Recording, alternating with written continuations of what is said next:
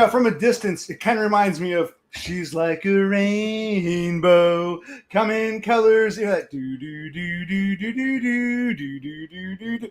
Have you seen the Lady Pharaoh? She comes in colors everywhere. She combs her hair. She's like, yeah, we're not going too much longer. I'm glad we got to White. I wanted you to see that. You understand why White, you know, I enjoyed that segment. You know, what do you think? Your thoughts? Yeah, it had some good moments. I'm actually going to pull, we're not going to watch the whole thing. I just want to pull up this, that one part I did like it, even though it's not really political. That part where it was like, let's take a look.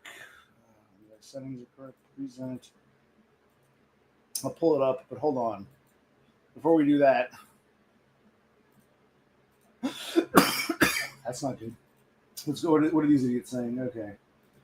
What are you doing, you utter moron? Dev, I see you conveniently changed to, what is that?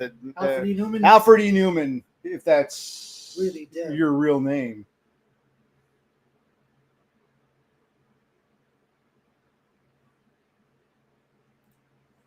Well, we were watching something. But... If you weren't paying attention, oh well.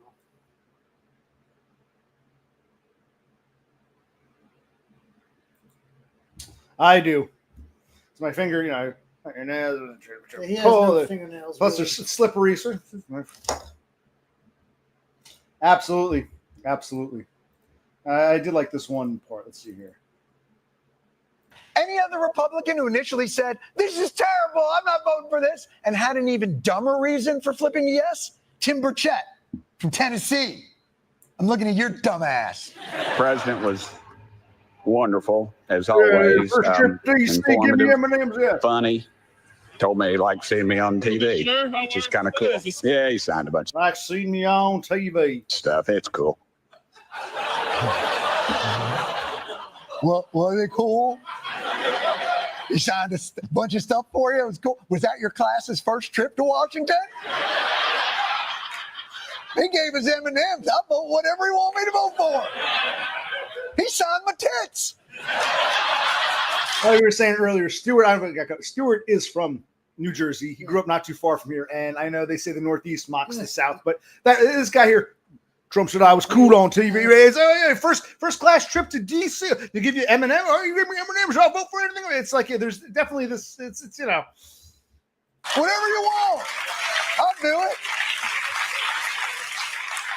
By the way, nothing makes me distrust Donald Trump more than saying that guy is good on TV.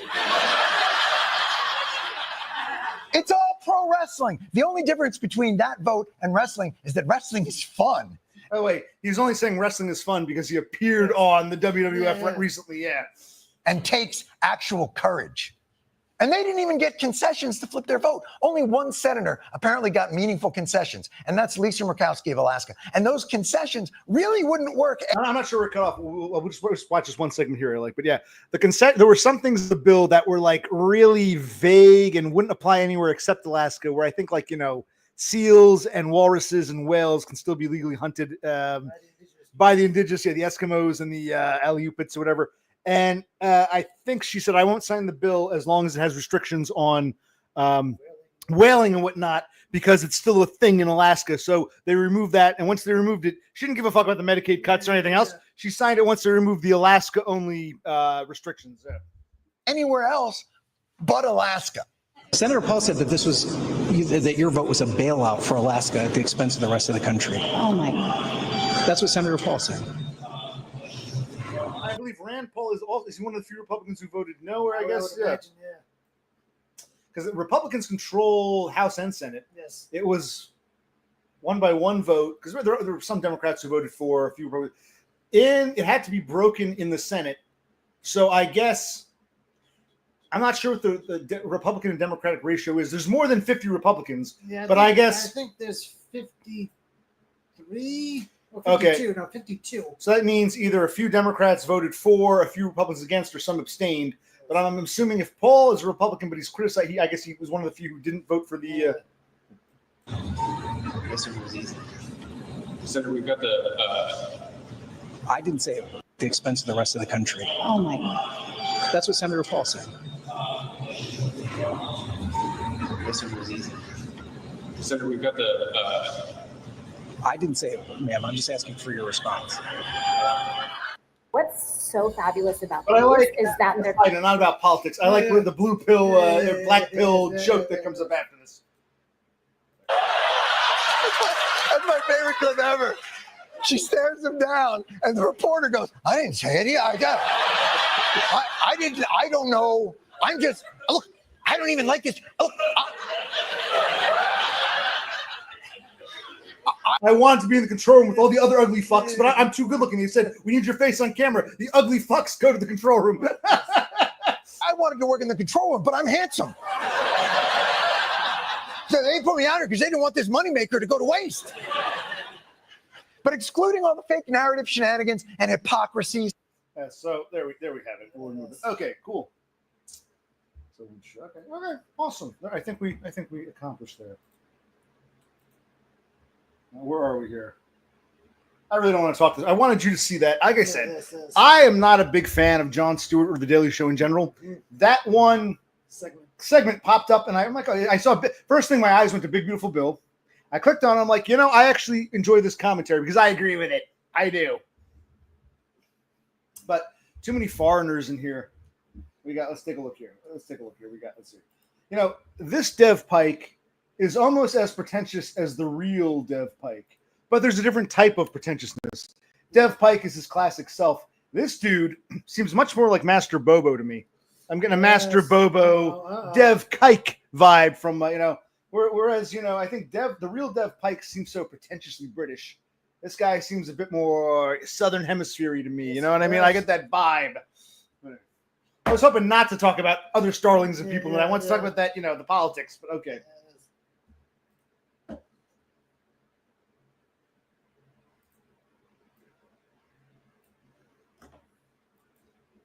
Well, the problem is we just got done watching 2 segments. I don't think it actually took the other one down. It just cut it off at some point. So I'll have to edit out that part. We were doing a reaction to a Daily Show clip, which I really liked regarding the Big Beautiful Bill.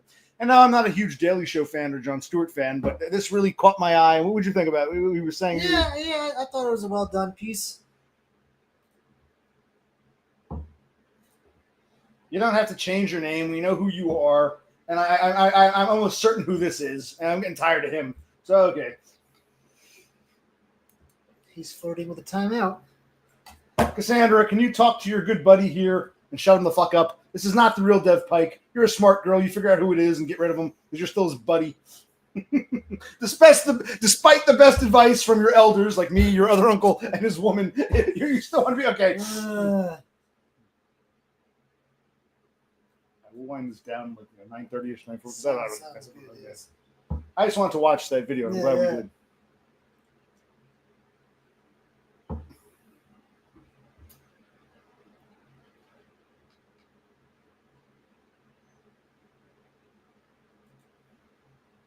Wizards are male. You calling her a witch, a female be a witch, or a warlock, Ray? It's like a warlock is a male, a witch, wizardess, a sorceress. Yeah. No, because there's a sorcerer and a sorceress. Sorceress. Right. Warlock, witch, wizard, wizardess. Right. I think it's wizardess. Well, dude, this is my third version. We didn't think it was going to be a 3. My third iteration of our daily bread. Get it? They're taking away our daily bread. It was a Daily Show clip. I'm not going to explain it to you, Starlings. This is part 3. So if you put them all together, this was like, the clip was like 20 minutes, stopping and talking about it, and then it cut us off. Probably took about a little over an hour, right? Yes. So instead of 3 short streams, just think of this as 1 hour-long stream. I mean, fuck.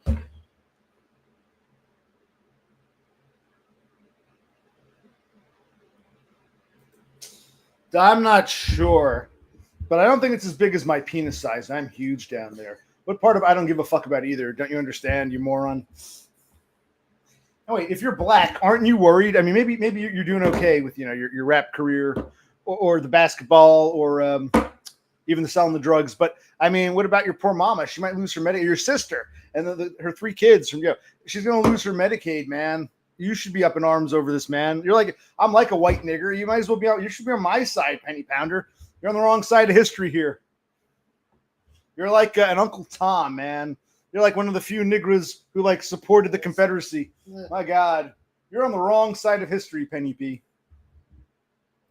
Yes, I like that. A triptych stream. That's even smarter. Ask Endymion with his a triptych. I like that. Yes. And art history, like there's religious and three parts. Yeah. Triptych. Yes.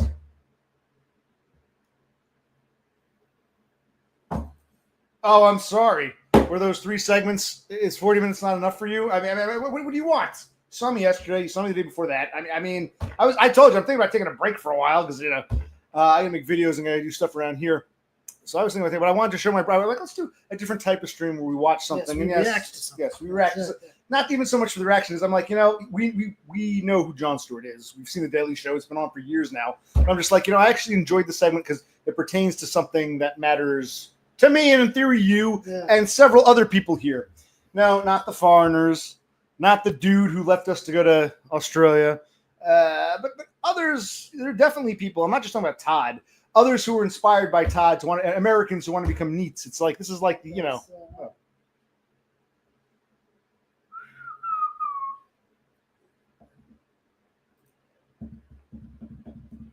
I don't know what my IQ is. I think it was it Rafterman who said he was 120 and Master Bobo said he was 180. And I'm like, dudes, you might as well tell me what your penis size is. We don't compare penis size. Not the point, geniuses. I'm making that. Yeah, I don't literally want to know your penis size. I'm saying it's as relevant to me as your IQ size, you idiots. Put that back up.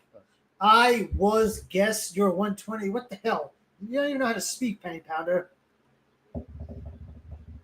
I thought it made perfect sense. So I must have a 75 There IQ, you go. which means I'm in the right job, Penny Pounder. You're criticizing me, but I'm actually too stupid for some of these jobs.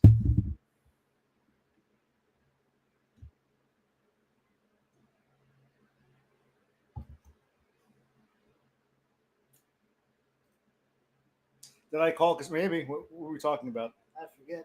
I don't remember. When people say smart things, I congratulate them. When people say stupid things, they get called out and they're bullshit. And nobody gets any special extra privileges. I don't want to hear, you called me smart once. Now you're saying I'm stupid. I thought it was different. No.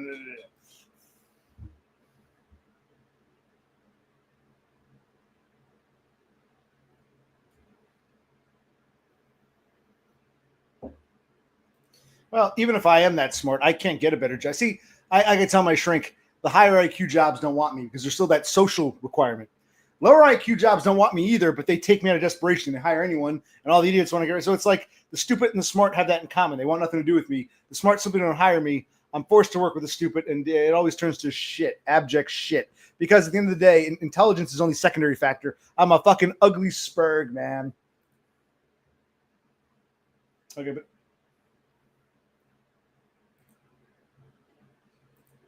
yeah, so that's a good point. The original Dev Pike. Sometimes, it doesn't matter if on paper. Like did I tell that story? Remember I was telling my shrink the one time I was working for the census, and they want maybe this is the shrink I was telling the story to, right? Okay, I guess so. I was working for the Census Bureau.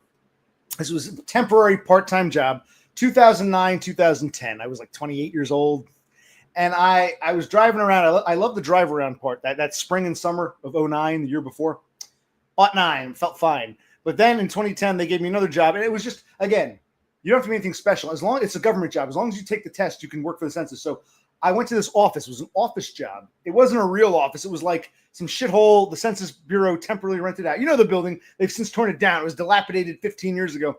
And the people who were my superiors, they only got that job not through promotion. It's a temporary bullshit government job. They got it because they happened to take the test first. We need a bunch of managers. They took the manager test. We don't need managers. We just need regular workers. By the time I took the test, it was okay. Anyway, at some point, they told us, okay, there's this new positioning opening up in the office. And, in order to get the position, you got to have an 80 or higher. You got to take a test and get 80 or higher.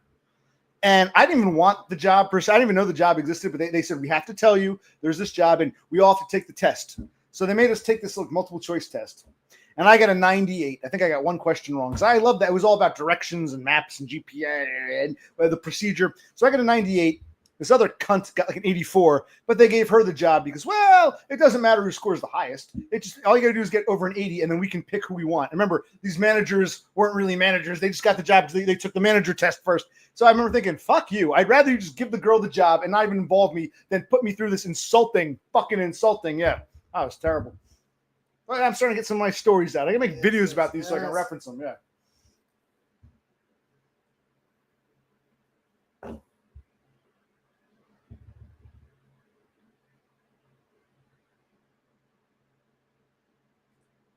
I don't understand this question. Top shelf, even with a ladder. Well, most top. I think you can reach most. I top can shelf. reach most top shelves, and if I need a ladder, I get a ladder. And or a chair or stool. And worst case, could you get that for me? Yes.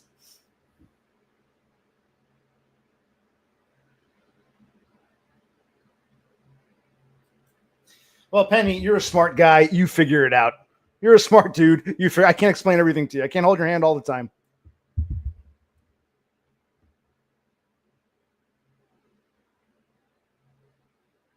How are we doing this? I wanted to watch a video. Yeah. Yes.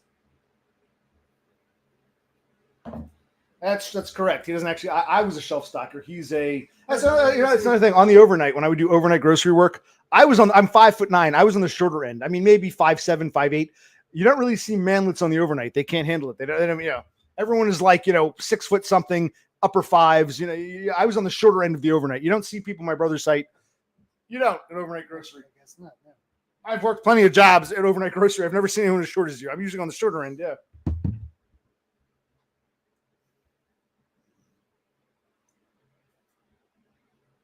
Did anybody understand my story? It was a great story. They didn't care. They didn't care. They didn't care. So I want to stop streaming. I want to make these videos. If a video means something to someone, that's great. The Starlings, they're just looking for a place to hang out. So it's like, I'll get off another 10 minutes or so and call half an hour. Sounds good, yes. Yeah. It's a bomb with a short fuse, and I know it seems like no use. Tension's building a reaction. This is a call to action. SOS. We need help. SOS. We need help. SOS. We need help. SOS. We need help. Bum, bum, bum, bum, bum, bum, bum, bum. It's a bomb. It's a bomb. Yeah. One of my favorite albums when I was a teenager. Yes. Yeah. They don't make songs like They that. don't make songs like that anymore.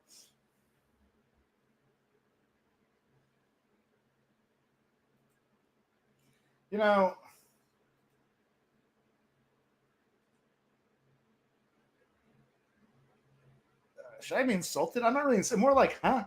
Like, is that supposed to be cool? You're just dismissing it? Like, when I tell you to get I don't expect you to climb up the stairs. I expect you to at least get one stair or half a stair up. You seem to be struggling just to do that. So, yeah. You're expecting too much from these people.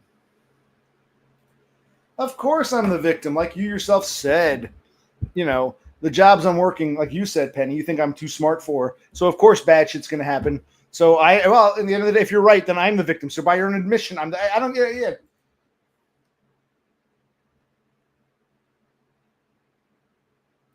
Oh, no one threatened me there, but I ended up getting fired from that job. I remember I wouldn't say threatened every job. Other jobs just try to get rid of me. They fucking hate me. I have people flat out say, I hate you. That job, they ended up firing me. That census job, they ended up firing me from that. Then I got pissed after I didn't get, I'm like, well, why'd you make me take a test? You don't want to give me the job, fine. Why'd you make it? They had to, it's a government, government regulation. Everyone has to take the test. It was so fucking insulting. I started showing up late. I didn't give a fuck anymore about that. I was so fucking pissed. I show you pictures. The fat girl who was in charge, she was like a manager. She took the manager test. She was younger than me. She was still in her and the girl she promoted were like a few years younger than me. And they were, fuck. And the girl they promoted, she hated me. I remember the first day she was working there, she didn't want to sit next to me. She hated my guts. And the fat, ugly bitch, it was terrible. The fat, ugly bitch, I think, moved to like the upper Midwest. And the other girl, the bitch, they gave the job to, she's still around. I think she's got like a photo studio somewhere around here. I'll share some stories, but only for those who want to hear them. Not for assholes like this piece of shit who's about to get timed out because he's pissing me off.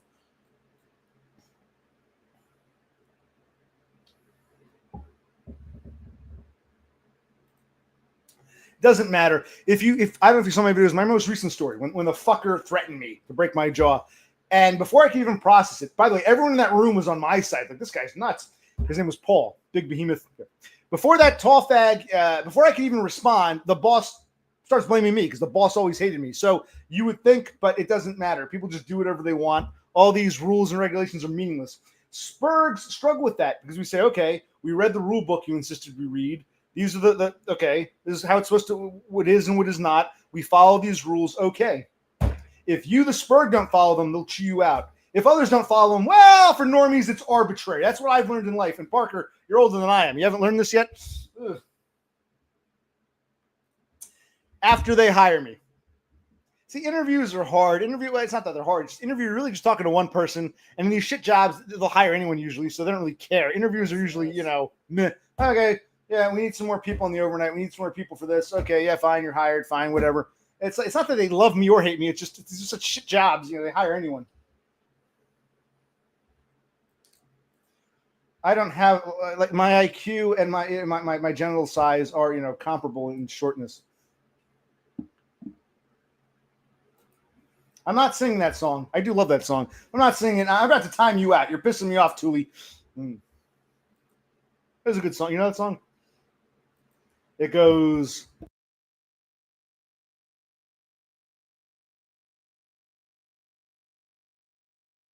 There, I sang it but muted. Look it off. It's getting boring. About 30. Okay. So we're winding down.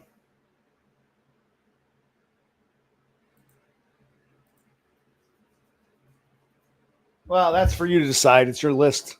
Yeah. I'd probably say no. If you didn't hear it from the horse's mouth, I would say no. If one of these days I sing it for real, you can add it. In fact, I may have already sung that. It might already be on your fucking list.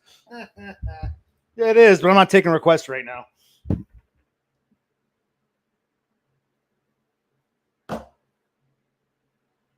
It really doesn't matter because most of these people don't mean shit to me.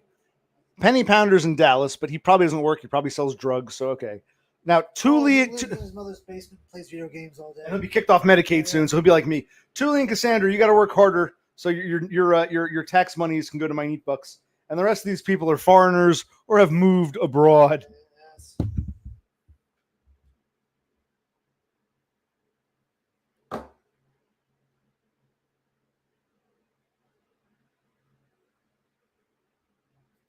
Yeah, like we were saying the other night, Then you'll be getting a pay raise with this big, beautiful bill. the biggest employment of niggers, the federal government. So I believe it. And you will pay more. I'm cool with that. Well, I wasn't going to stay on too long. I still got shit to do, things to clean, things to get over. If I bring you on, you want to stay on all fucking night. And I don't know if I want to talk to you for the next 20 hours. You don't come on for 10 minutes, but what do you want to talk about? All right, tell you what. If Thomas White's here and you both consider showing your faces, I might bring you both on because you guys want to talk to each other so badly. But otherwise, what do you want to talk about, Dev? Unless you want to talk to the imposter Dev, that would be funny. He hasn't been on in a while. Okay, so if you want to either talk to Thomas White or imposter Dev, let them show them themselves, and I'll bring them on.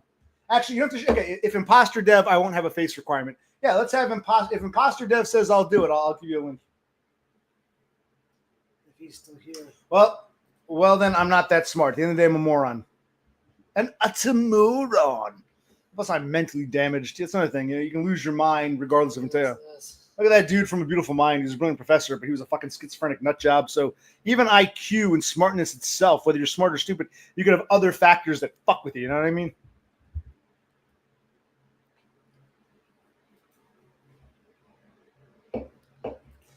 Okay, Thule, that's why I'm going to end this now because I stayed on longer last night and I was talking. I think because Dumb wanted to come on. He wanted to talk to Cassandra. They were talking for a while. Donda was there. It was nice, but yeah, and I was drunk.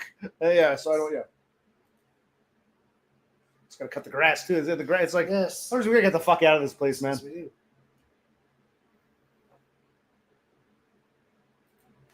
In this country, I was saying it's like the Republican Party is the party of rich white people. Rich white people.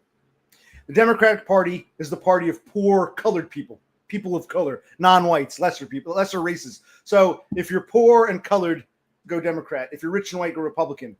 I guess if you're rich and colored, you can play the field. But if you're poor and white and a native-born American, it's like, no, yeah, you're fucked, basically.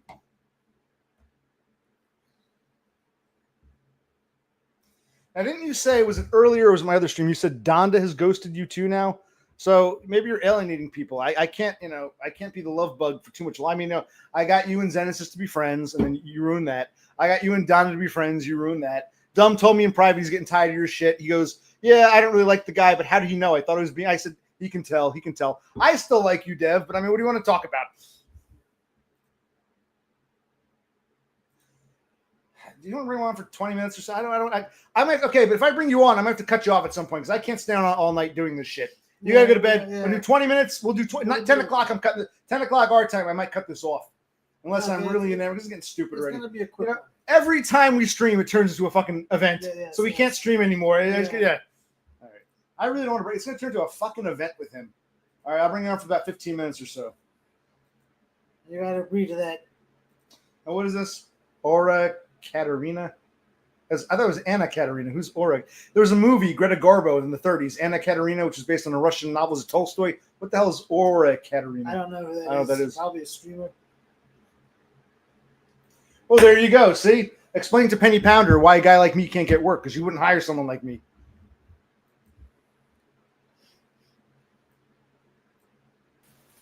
Hello, how are you? The event has started. Not really. I was watching. No. I was watching a nice video. This is sort of like an after party. I don't want to be on too long. If you didn't seem to like me watching the Daily Show, well, then you don't have to be here. What is it? Why do you want to come on so badly? What's up? Well, something piqued my interest. What's this about? Did Dumb really say that he doesn't like me that much? What? So his interaction with me was clowning on Discord. Let's not bicker and argue over who said what. Let's not be insecure. You want to talk about something more substantial? Like No, not insecure. That's an insight. So my initial reaction was correct. Like you said, he was trying to clown me on Discord. No. So Dumb's meant to be a nice guy, but he's trying to clown people. Right. Well, in a way, like I said, I'm glad I met him. He was a nice dude, but he was afraid. He's like, OC Spurg's out. If he comes to my house, he might Spurg. So I think like 2 or 3 times before I went to visit him, I said maybe I'll come this week, and he would start having panic attacks. Yeah. So he gets like that. He's a nice guy, but he seems to think he assumes incorrect things about people. He does it with all of us. He thought I was going to Spurg out in his living room. Every time I'd say maybe I'll come this weekend, he'd have a fucking panic attack. So I finally had to just go. That's why I didn't tell him I was coming. He's one of those types. He's nice, but he's afraid everyone's going to do something weird. Yeah. Is he insinuating that I'm in this bracket? I'm weird as well, right? I think he thinks everyone's in that. Other than Donda, I think he thinks everyone's in that bracket. Some of us more than others. But yes, I think you and I are both in the bracket. If you're in the Spurg territory, you're probably in that bracket. That's a poor assumption. Well, this is the same guy who thinks that Todd is magic and to say, congratulations, you got a girlfriend. I'll come to Australia and be your best man. So this is a guy who's not the best, at reading into judging character, I'd say, yeah. Yeah. Anyway, what I want to do is why can't you elude these more of these stories? They're very interesting on how the white man is being punched down on, eliminated. Did you hear the story I told? Yeah, but it was only 2 minutes long, and you went on about Jon Stewart for 40 minutes. Eliminate Jon Stewart. The guy's a clown. You're missing the point. It's not about Jon. You've already missed the point. It's not about Jon Stewart or the Daily Show. It was about the topic of the segment that piqued my interest. I understand. I don't care about your thing. I know. It matters to me. I'm a fucking American who wants meat bucks. So I don't care that you don't care about the ramifications of the big beautiful bill. I don't give it. We're getting patriotic here in a way. It's very U.S. centric. I don't care. I don't give a fuck about your. I know you don't. I wouldn't blame you I don't give up. If you want to show a video about like Parliament shit, I don't give a fuck. Of course you don't give a fuck. But understand, I am an American. You know this. So what's the criticism here? No, I don't give a fuck. I was waiting for you to cut me off. I don't give a fuck about your Jon Stewart. There's loads of sources. I watch them about what happens in American politics. You're under some illusion that Jon Stewart is a magical source of him. No, that's actually not. Brother Click. Yeah. Can you actually defend my honor? Because you know that's not true. You know me well enough. Yeah, that's not at all what's going on. We do not watch The Daily Show. We never watched it. Every now and then we peruse and check it out. We're not fans of the show. He was on YouTube and the video was suggested to him. It was about the big beautiful bill, so he checked it out. He's not praising Stewart and he's not denouncing Stewart. Yeah. He's Stewart neutral, if anything. Right. We don't care about the show. We don't care about Jon Stewart, but we just wanted to hear about the big beautiful bill. I like that, because remember, you can go on the internet and watch American sources. We have tons of American sources on TV, and I wanted to. When it popped up, I'm like, oh, it's a break from what I'm hearing. One network says this, one network says that. So yeah, it's not about Jon Stewart. You missed the point. Yeah, that's the point. Jon Stewart's a poor source of information. The guy's a comedian that. I understand. I wasn't really looking for information. I was really looking for more of Some maybe some information, an assessment. I agreed with his assessment of the situation. But you have to understand that, he's more left leaning than the fucking, I don't know, than the king of communism. He's left to shit. Yes, I know. Which is why I wasn't normally crazy about him. But on this issue, since it affects me, I'm happy to have a left of shit kike on my side. Yes. Anyway, it doesn't matter about that. But I'm just saying there's. Well, it doesn't matter. We're spending a lot of time talking about John fucking Stewart. Yes. You asked me when it was over. It's over. We're not watching it now. You still want to talk about John Stewart? Okay. Yeah, so cut the Jon Stewart bit. Go straight. It's been fucking cut. I'm looking at you now. We haven't watched John Stewart for 20 minutes. Yeah. What are we talking about John Stewart for? No, I know who that is. I'm not crazy. He's a YouTuber. The long hair. Anyway, what were we saying? Asmund Old, right? Not Asmund Gold.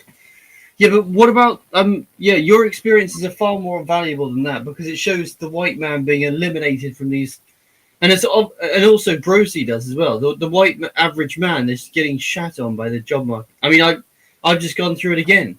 Yeah. No. My story from 2010. That was 15 years ago. And it's funny because I was told by a couple people here, like Penny Pounder and what's his name, Thule. Cool story, bro. What's the point of it? So I'm dealing with, like you said, utter morons. Like some of these starlings are just like if I can't, like when I talk about stairs, I can't spell anything out. If they can't infer, if they're confused what I'm talking about, it's like, why do I even tell these stories? Yeah, you have to ram it down these cunts' throats. That's the reality of it. These people are stupid. That's true. I'm hoping. But this is what this is what I've come to understand about normies. You have to fucking ram the same thing down their fucking throat over and over again until they fucking get it. You have to literally spurg out, and then they finally. If they say that guy is, I never liked that guy. He's a weirdo, and now his spurg out. That just proves he's a weirdo. They're not listening to your words. They just say, okay, I don't like this guy. Now he's spurging out. I really don't like him. They're not paying attention to what you're clarifying, elucidating. So just keep on going. That's the point. You keep on going, and then over time. You're proven right by the results. It's a bit like my trading. I tell people the trade, they don't listen. They don't listen. I just make money. They don't listen. I make money. I've got loads of stories. I've got my next door neighbor who's a spurg. You don't know how to trade Bitcoin. I make money on it. Do this. Invest in Ethereum. Stop. Why even become an accountant? I would just trade Bitcoin all day if you're that great. I'm dead serious. If it's that lucrative, you don't have to interact with you. Basically, like you said, Dev Pike, work for yourself. Trading Bitcoin, you're pretty much just on your own doing your thing, right? I'm gonna grab one last beer for each of us. That'll be it. Yeah. So in a way, trading Bitcoin. This is true, but the point is, you need a fucking job to finance it. I can't even get a fucking low rent fucking job to get the enough money to trade. I mean, I'm not. There's no money in working in a bar for 20 hours a week. It's pathetic. Yes, it is. You got to be able. You got to have access to a fucking normal fucking job. I can't even get a fucking. I went for this ballsack part-time accounts assistant role, which I've got a degree in history and stuff. I mean, this job is minimum wage. It doesn't make sense how you can't get that job. No, again. No reason. We've gone with another candidate. Okay, but on a side note, I'm gonna cut you off real quick. Rafterman, you actually said something interesting for once because you said a lot of things that are just off base. I don't know how it is in the UK, but you're saying in this country you've got to actually pay taxes per trade, not by yearly or quarterly trades. You got to actually pay per trade. Interesting. If that's true, that's interesting. I don't know about in the UK, but that's okay. Rafterman doesn't know his taxes. It's per trade that makes money. When you lose money, you don't pay any taxes. Okay, but anytime you earn on a trade, you make money on a trade, you pay individually. Okay. And also, how you circumnavigate that is do less trades. One trade, buy it, hold. If you trade multiple times, it becomes a mess. Correct. Totem's the one that tried to set me up. I changed my name. Totem's a moron. You think Totem was pretending to be the other Dev? Is that what you're saying? You think he was the other Dev Pike? He tried it, but I've just changed it. I've just changed the name so everyone knows the original Dev Pike is Dev Pike. The guy's an absolute edgelord moron. But the point is that I was trying to allude to the fact that you ram it down the normie's throat. The person next door it's obvious. And also, it just reveals most of them are pure narcissists, because once you ram it home, not only by the rhetoric, by the result, bang, bang, I win. Ethereum goes from 500 to what is it now? $2,800 dollars an Ethereum. I bought it, then I held it, and now it's worth, whatever, 10 times the amount. I didn't buy it for 500, I bought it for much less than 500. But what I'm saying is, I said to them years ago, buy Ethereum, it'll do this. And then it did that, and I kept on saying it. So the result, plus you ramming it down these cunts' throats, you've got to be proven right over time as well. Yeah, but in some ways, even if normies eventually come to understand, they never think back and say, "Oh yeah, you told me so." They're very short-term memory. So even if you could say to them, "Hey, I've been telling this for years," no, we just figured this out now. Doesn't matter. You've got the result. No. Yeah, that's it. That's the.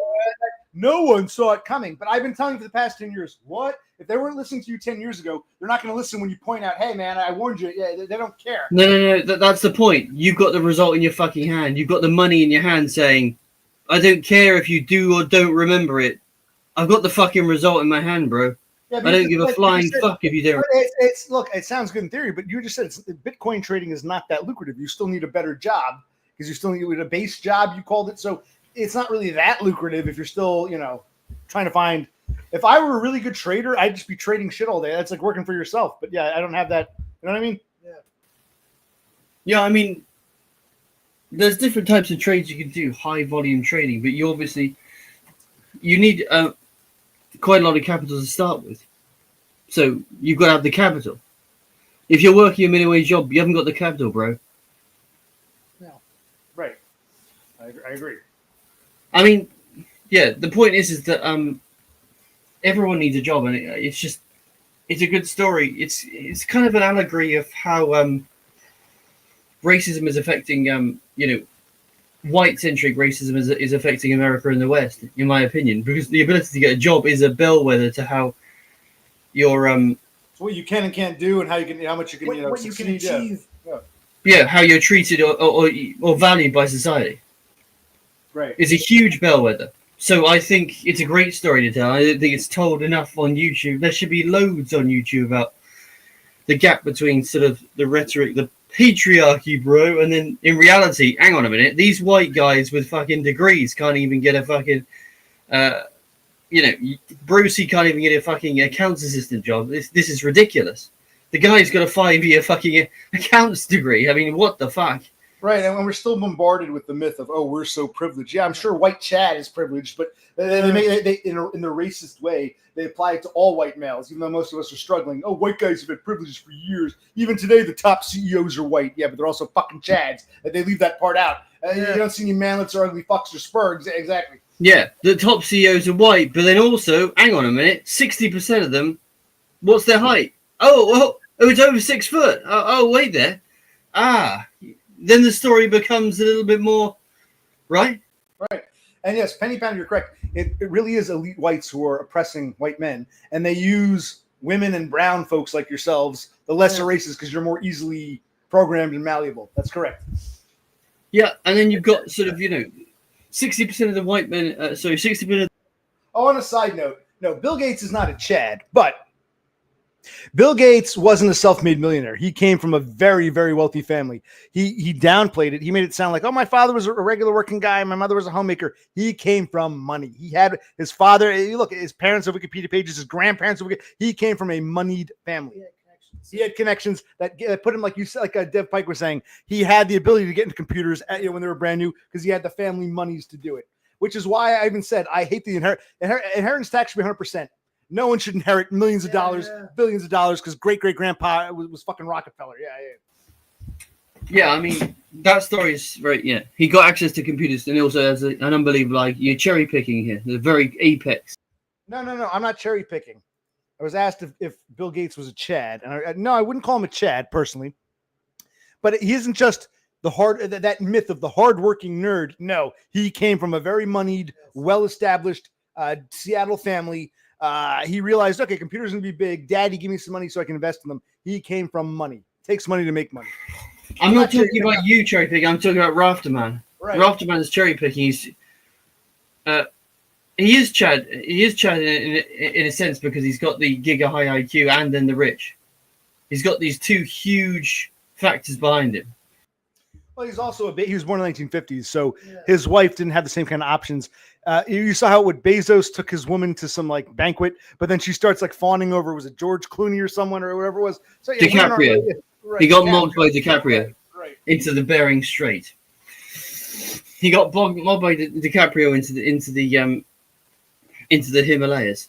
No, but the point is that what I'm saying is that it's very interesting how the average white man is a way different story than the the CEO over 6 foot Chad.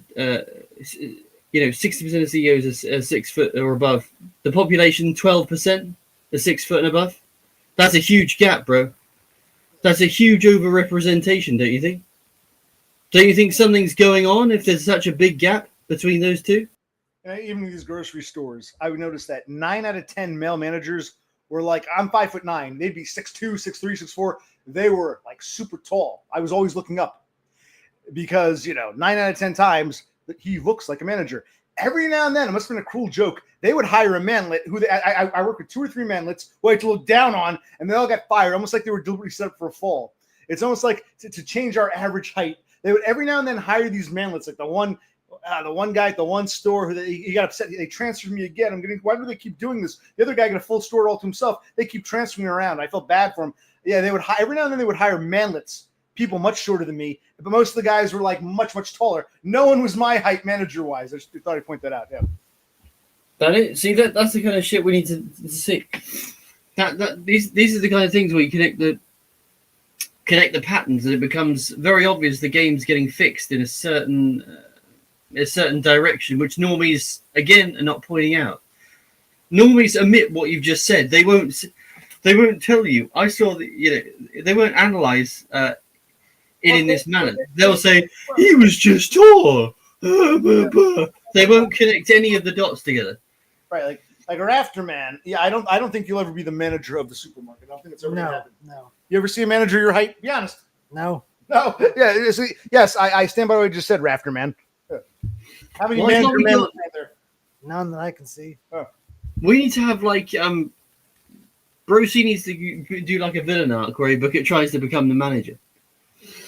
He needs to make moves. Like Jack. Jack Tisson mantra is you've got to be strategic. He's got to make strategic moves to become the manager to prove this. To negate this black pill. That would be fucking hilarious if he ruled the roost with an iron fist, right? Brucey walking around with an iron fist, dominating. Normies don't care if they're bossed around and whipped. If it's a big guy, he's tall, he's our leader. They get so resentful when, like, a manlet. If such a thing even happens, they'd be so resentful working for a manlet unless his daddy owns the company or something. They have to kiss his ass. There'd be so much resentment, it wouldn't work out. Yeah. Yes, but that proves that. But that again proves the black pill because the resentful and obviously the way that your the managers that you were talking about have been moved around, that they get kicked around. It just proves the black pill yet again, doesn't it? Mm-hmm. The actions totally prove the. Yes, I agree. It just becomes bizarre. It becomes bizarre to me how the normies cannot connect the dots, and there's all these fucking flashing lights in front of their face, and they cannot connect the dots. Or maybe it's actually we assume they can't connect the dots. Maybe the secret to life is most people do connect the dots and they accept this system, and I'm not praising the system. Most people are like, duh, we do see what's going on, and the rule is we don't talk about it. Like, don't ask, don't tell. But this is how life is. We accept it on face value. And when people like us say, why are we doing this? This is fucked up. Can't you people see what you're doing? It's, I don't see it. They're playing dumb to uphold the system that they secretly support. True. But that's the point. And also, think about it on a statistical point. Most of these people are average or below this 6 foot level, so it doesn't even. I'm talking about men. Right. It doesn't work for them. It doesn't. That's what I'm saying. It doesn't even make sense by the numbers, because if you just crunch the numbers, Well, no, you're saying you get a bunch of guys. We need one to be the manager. Who should we pick? Doesn't matter who's best and brightest for the job. The tallest guy, he stands out. So it actually does work out. You can like a pyramid. You can only have one guy on the top. So they're picking guys who are, in that minority, taller than average. Yeah.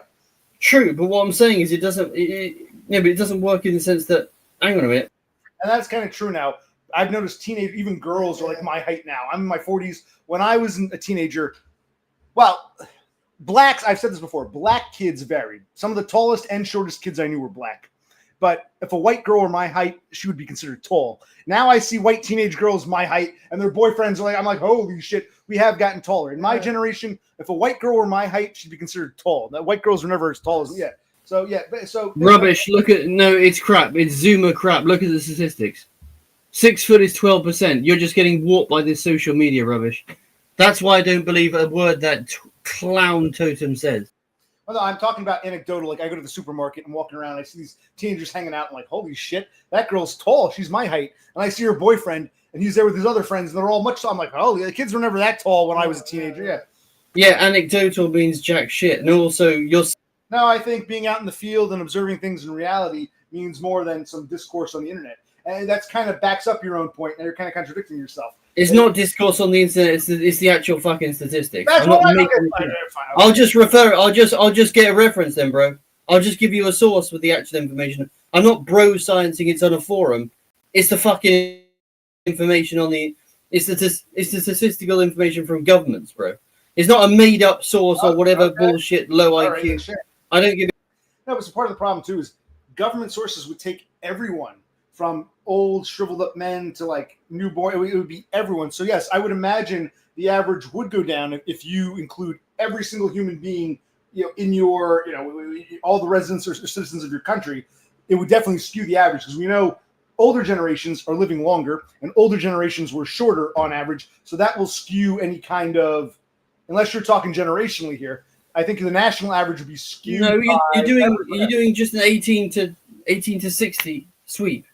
But anyway, what I'm saying is, and also, no, but see, even like I said, I'm in my 40s, and I'm noticing these kids are taller. So if you're taking people in their 40s, 50s, and 60s, those three age groups, 40s, 50s, 60s, would be more than enough to lower the number of the super tall teenagers. I think, in another 20 years, as the 50s and 60s get taken out, and I become like the end, you'll see a shift. But no, I think people in their 40s, 50s, 60s are skewing the average downward.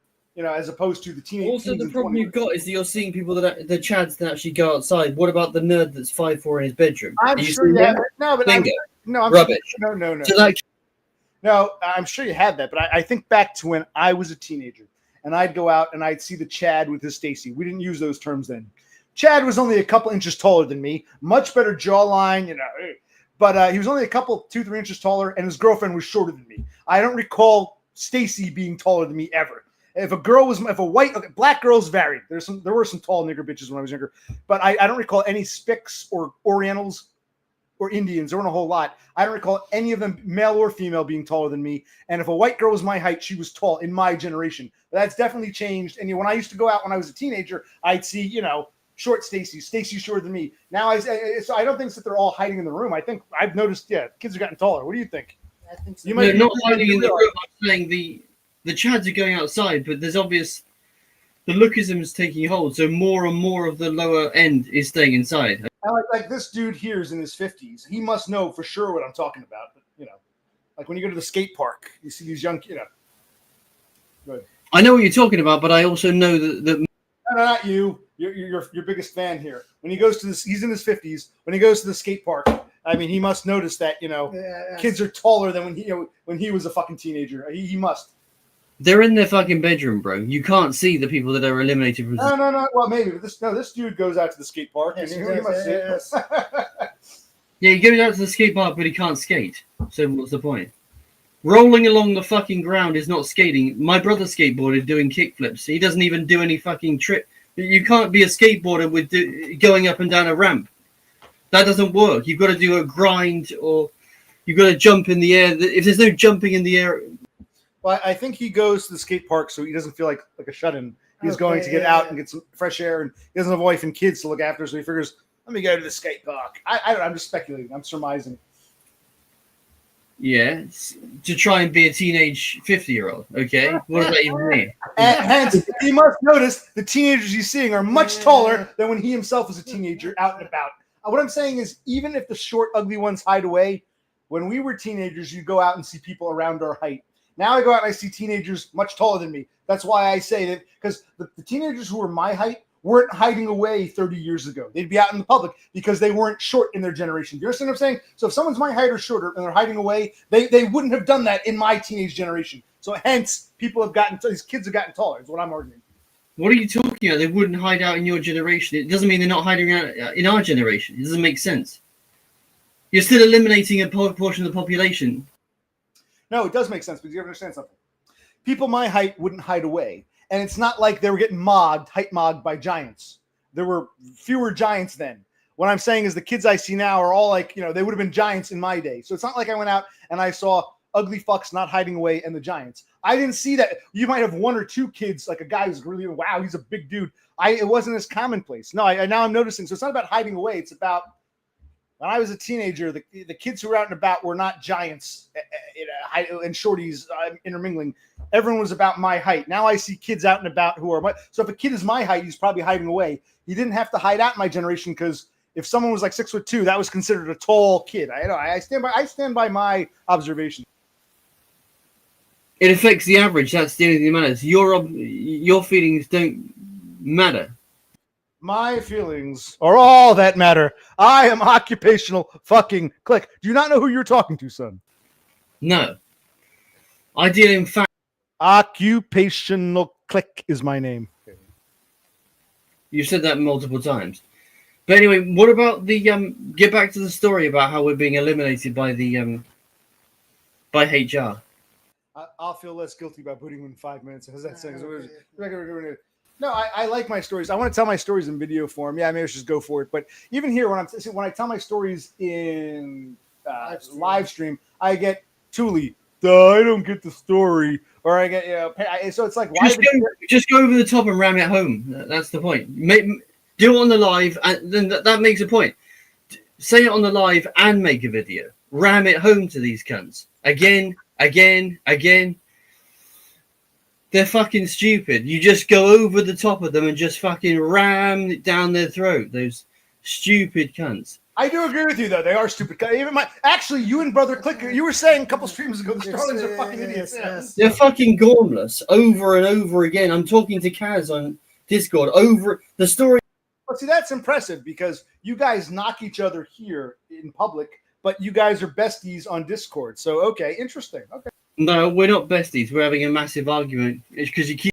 But she's tolerating you. I mean, she hasn't blocked you yet, so you're okay. All right. I blocked her, but as you better be careful. Not a lot of women want to talk to on Discord. You gotta be careful. You gotta take what you can get, Dev. But okay. Well, that coffee girl doesn't want to talk to me. But anyway, was she ever really your friend? I mean, that was more of a work thing. Like sometimes I've been in text groups with colleagues because we all have to enter the manager will say, let's all give our numbers and be in the text group. But those girls wouldn't text me independently. It was all just group related shit. Cassandra chose to be your friend, just like Donda. No, that's the point. Yeah. And you're welcome, I might say. You cried. You couldn't get any female friends. I got you 2. You're welcome. I only got like 4 females to come around and 2 disappeared. But I let you have the 2 that are here. So you should know that I'm not. I don't value. I didn't put women on a pedestal. I didn't put women on a pedestal. Kaz doesn't mean enough. How dare you say that? I'm going to block you. Cassandra's the best thing since sliced bread. Anyway, I think this asshole's you're the fake Dev Pike is a big buddy of Cassandra. So Cassandra's friends with everybody, but okay. Anyway, I tried that trick where I did the that's how I tried to get in with that woman. I joined a WhatsApp group, and then I got her number, and then, but obviously, like you said, she doesn't want to be my friend.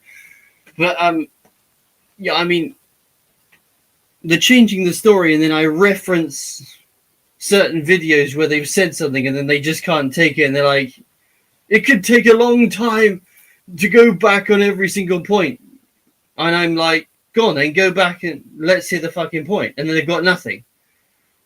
They're fucking idiots, mate.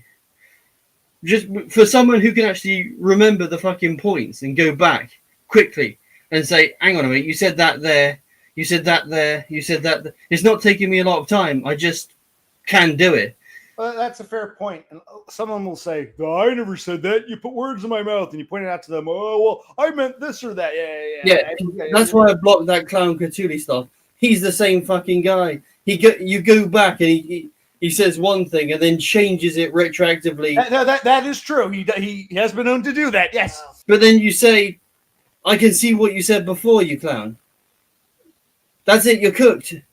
And then you reference back exactly what he said. No, I didn't say that. No, you did say that, mate. And I've got the fucking evidence that you said that. So on what grounds are you clowning around saying after the event you haven't? Who does that fool? It doesn't fool anyone. He just looks like more and more of a clown over time. It's a joke. No, I agree. This is how normies operate. And I want this failed normie to join us. He doesn't have to show his face. I would love for the alternate Dev Pike to come on. I'd love to talk to him. So I love to the two of you guys talk. This links to what I'm saying. Don't you think this is how normies operate in real life? Absolutely. But it doesn't matter. When you point it out, they deny it. It's what gaslighting. They change the story, yeah. And us Spurgs, me and you, we can say. He always said he wasn't a Spurg. He uses an insult. Now he suddenly embraces his Spurg. Perhaps something changed. Right. Okay. Well, okay, maybe I'm not a Spurg, but I can remember stuff that. Oh, you might be. Tuli, we're not talking about you talking to Dev Pike. We're talking about your behavior in this chat in the past. You've definitely contradicted yourself numerous times. Nobody said anything. And Dev, I'll give you some line here. Nobody said anything. Just like like I said to what's Rafterman. I said Rafterman's boasting about his IQ. I said, I don't care about your IQ. Might as well tell me your dick size.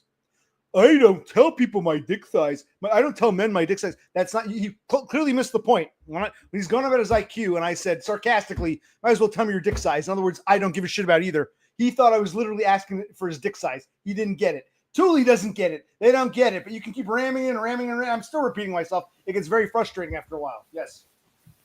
This is what I've come to understand. This is how normies operate in real life. They think they can edit the past, and no one's got any recollection of the narrative and can recount what they've said. I agree. But I'm the kind of Spurg. Maybe I am a Spurg. I'll just go back and say, well, you said that then, and then. Right, like you said, they think they can edit the past, and they do. They often try to that's what gaslighting is. They push their false narrative. Yes. But the problem is, people like me and OC have got an okay memory. Say, hang on a minute, you said that then it's changed to that, and you can precisely say when and where they said it, when and where they edited it, and they've edited it again, and you're saying this is bullshit because you said that, you changed it then, you changed it then. They've got no recollection that somebody can actually go back and say, hang on a minute, you changed all. This isn't stacking up. The narrative is totally fucked up. Yeah, but then that's why you say keep ramming it. Maybe a few will slowly start to see, but most won't. Like you said, ramming it in does nothing because either they don't want to admit it or they mentally can't. So it's almost like your ram it in strategy doesn't change their behavior. That's the point. Like you knock down the anthill, the ants will immediately start rebuilding it over and over and over ad nauseum. It's like you're dealing with ants here. But the point is that now the point is, I want this other Dev Pike to come on. We can see which one's real. Come on, you pussy. Yes, don't be afraid. Remember, I'm an American. I'm a dumb American. I can't tell a British accent from an Australian accent. So even if you're not in England, if you're in Australia, I won't be able to tell the difference. So it's okay. I want this other Dev Pike to come on. Yeah. Come on, other Dev Pike. The problem, anyway, the problem is that you can, it doesn't work with people because, like you said, they just continue trying to edit the past. And I mean, I've got people in my own family who still. I mean, I'm sure your sister is the same. They edit the past, and you're like, you're talking. No. I would. Let's ask Brother Click. I would say she's good. You might disagree. I would say, to an extent, yeah. To an extent, yeah, definitely, yeah. There is no extent. There is or isn't. It's binary. That's I would it. say is, but I don't know. I don't want to speak. Well, that's the point. That's blue pilled nonsense. To an extent, that means it is. That's it. But so what I'm saying is that you've got to do something. This is why I said the analogy of trading. You've got to do something where the result stays. So you say, I made the prediction then, but then you trade it yourself, right? You've got to do something tangible where it comes off and you're like, I don't give a fuck what you said or the change of. Yeah, and okay, but hope they don't kill you or murder you or run you over or get you arrested for some bullshit, because they'll do that when normies don't like what they're hearing. Why did they used to burn people at the stake? Okay, I'm not going to sing Judas Priest. I can't. I'll get a copyright strike for sure. Yeah. So I'll sing Ram Jam. Ram a bam, ah Black Betty. Ram a lamb, ah Black Betty. Ram a lamb jam, ram a lamb jam, jam jam. Ram a lamb, ah Black Betty. Ram a lamb, ah Black Betty. Okay, that's another song for the list. Okay, continue. Black Penny is the point. Penny pound. Oh, Black. No, I was singing Ram a Lamb. Oh, Black Betty. But okay, you're calling him Black Penny. Okay, Penny Pounder. Yeah, Black. Okay, that's a good name for him. Not really Black Bill, but he's a black guy who calls himself Penny Pounder. No, but yeah, what I'm saying is that He should be against. If he's really a Negro, he should be against his big beautiful bill. But okay. anyway, the point is that you've got to make something. So you've got to do something that lasts, right? So well, you could do it with maybe a piece of art or literature, right? So you do something and then you say, so it doesn't really matter what the normies. If the normies change the narrative, I don't give a fuck. I've got the trade in my hand. I've got the money in my hand. 5 months later, saying, I've got the result. I don't care if you've changed your fucking mind in between or whatever it is. I've got the result. I told you to buy gold 5 months ago. I bet £1,000 5 months ago. Now I've got 10 grand on the gold. Now what have you? Yeah, well, what you're describing sounds almost like a fairy tale in a way. Yeah. Like, what's that fairy tale? I don't know if they tell us one in England about the mother hen who wanted to make bread. And, she asked, the cow for help. Cow said, can't be bothered. Horse can't be bothered. What else? The pig couldn't be bothered. The goats, the sheep, etc. So she had to do it all by herself. And when she finally made the bread, she said, who wants to help me eat it? And of course, all the animals said, we'll help you. And she said, no, go fuck yourselves. I understand what you're saying, but it's almost like fairy tale. Like, I don't care what you say. I've done it.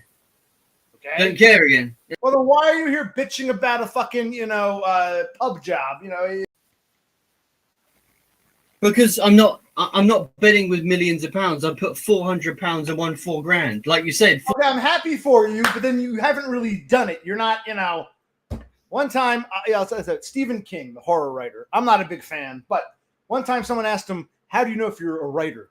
And it was like some college kid, and they thought he was going to say something poetic. Instead, he goes, if you can publish a story and then go home and pay your taxes and pay the electricity bill, you're a real writer. It's like, in other words, I don't care if you got a little story published in a magazine. Until you can actually get money from it, you haven't really accomplished much. So, yeah, I'm glad you got your story published in a magazine, but I got millions of dollars in movie rights and I can pay my bills and not have to worry about going hungry. You got to work another job at a bar because a published story in a lit magazine is meaningless. And that's kind of what you're saying to me. I like my analogies here. What do you mean? I've turned £400, which is peanuts, into £4,000. That's a 10 times drop. And I'm happy for you. And if you could do that like on a regular basis, you can make that your full career. And I'd say you made it until it becomes, like I said, I'm a published author because my little story was in the Lit Mag. Great. I'm a published author. I've got, I got international bestsellers, dozens. I got movie offers. I have millions of dollars in my bank account. I don't have to work. All I do is write, and I got millions of dollars. That guy made it. The guy, what are you talking about? I took a short little story and I got published in a national magazine. Great, but if you're still working a shit job at a bar, you not understand. I feel like it's like with you, stairs. Do you not understand what I'm saying? Does he not understand what I'm saying? Am I not articulating this wrong? I'm 5 stairs above you, and you need the fucking money. Okay, fine. Okay, maybe you are. Maybe so. I will concede that. Explain how you're 5 steps above me. Try to help me get 1 step up. Because what I'm hearing now just sounds like, I took $400 and made it 4,000 or pounds or quid, whatever. Okay, do it. Keep doing that. Just like I'm Stephen King. I had one really great novel. Okay, do it again. And he did, and now he gets to be a millionaire. I'm not praising Stephen King. One guy published a story once, but he's still working at the bar. He's not really an author. You're not really a trader, even though you had one successful hit. It's not enough to sustain you. Sustenance. You have not reached the level of sustenance, just like the published author who has one little silly story in a magazine. Unless you have millions of dollars and people know your name and you're selling books left and right and movie offers, you're not like, a rich author, and you're not a rich trader. So I'm trying to understand. Tell me where I'm missing the point you're making. No. You need Like you said before, 14 grand ain't doing it. I've done it multiple times, 400 to 4,000, 400 to 4,000.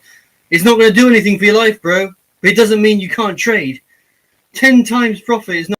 Okay, I'm not discouraging you from trading. I'm sorry. Maybe I was exaggerating. No, 400 to 4,000. That's fine. I'm happy for you, but this isn't enough. Like if you tell me I'm such a brilliant investor, man, I turned 400 into 400,000, and I do it so often. Peanuts I turn into diamonds. I can freaking retire right now if I wanted to. I've got millions of pounds in the bank. I'd say, wow, cool. You had a talent and a skill, and you found a nice niche. If you're telling me I did better than the average trader, they spent 10 quid and got 20. I spent 10 quid and got 100. I'm happy for you. Like I buy a lottery ticket, I scratch it off and win $1. He buys lottery ticket, scratch off, he wins $10. Good for him. But neither of us are rich now. Yeah. Even $100, unless you get that one special Mega Millions. I mean, so what are you trying to tell me here exactly? I'm happy for you, but because real trading is nothing like you just said, bro. It's fucking nothing like you just said. Okay, you need the money to make. Let me talk to Brother Click. Trading. Okay, well, stop. Couldn't you, if you do these penny trades, or whatever they call them, couldn't you eventually amass enough, because you're so good at it, amass enough of a fortune that you now have starting capital for your bigger trades? You're saying, even though you're making money, you're not making enough for the bigger trades. I think that's what you're trying to tell me. So you need a job as a source of income so you can get more money so you can make the bigger trades. Maybe you're right.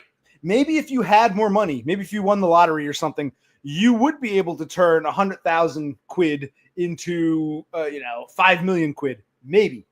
But it's all moot. It's all theoretical, because if your day trading or whatever it is, as is, doesn't provide enough capital for this, you still need to get a real job. So I don't care how good or bad you are, unless you came from like a rich family and like Bill Gates, and your parents said, here's $1 million to do whatever you want with, and you were such a great trader, you turned into $1 million into like 10 million. That would be great. But I mean, what I'm trying to say is, what are you boasting about here? I don't care. If you don't have the money to do it, it's not profitable. If you don't have the money to do it, I don't care how good you are. It's not profitable. No, I'm saying that I made the analogy where you do something that lasts, like a bet that comes off, and I made the analogy of myself, where I made the predictions. And also, you've got to live life. If you haven't got a fucking job, the 4,000 goes on what's referred to as fucking living, you moron. So where the fuck am I getting the other money from, bro? If I can only get a fucking part-time job, the betting money is literally going on existing, you idiot. How am I betting with more money? Where's the money coming from? Well, no, because what you're saying is the money made from the bets. No, so you had 400 pounds. You invested. Your investments paid off. It became 4,000. You did very well. Congratulations. But now, what are you going to do with that 4,000? Yes, you can pay your bills and your rent and whatnot, and then it's all gone. Or you can maybe take 2,000 and invest that again and try to get to 20,000. If you keep investing and winning big, that can be your existence. But I guess you got lucky, it seems, and you came into a windfall of 4,000. We both praise you for that. Nicely done. And yes, if you spend it on your rent and your electricity, it's gone. You need to consistently sustain profitable investments. It doesn't sound like you're doing that. And if you can't do that, then it's not a lucrative career in its own right. Maybe if you hit the lottery, then you can spend the rest of your time investing your millions for even more millions. But if you 400 goes to 4,000, but you got to spend it all, you're not really making a profit. Do you understand? So basically, it's not as lucrative. No, I am making a profit. I'm just having to spend it on that. It's rubbish. I'm having to spend it on stuff I need to live. By the way, why won't this other Dev Pike come on? In fact, you don't have to show your face today. Yes. No one shows their face. Hey, Dev Pike, other Dev Pike, yes, Alfred E. Newman. Why don't you come on? I love to hear you. Remember, I can't tell a British accent from an Australian accent, so I won't be able to tell.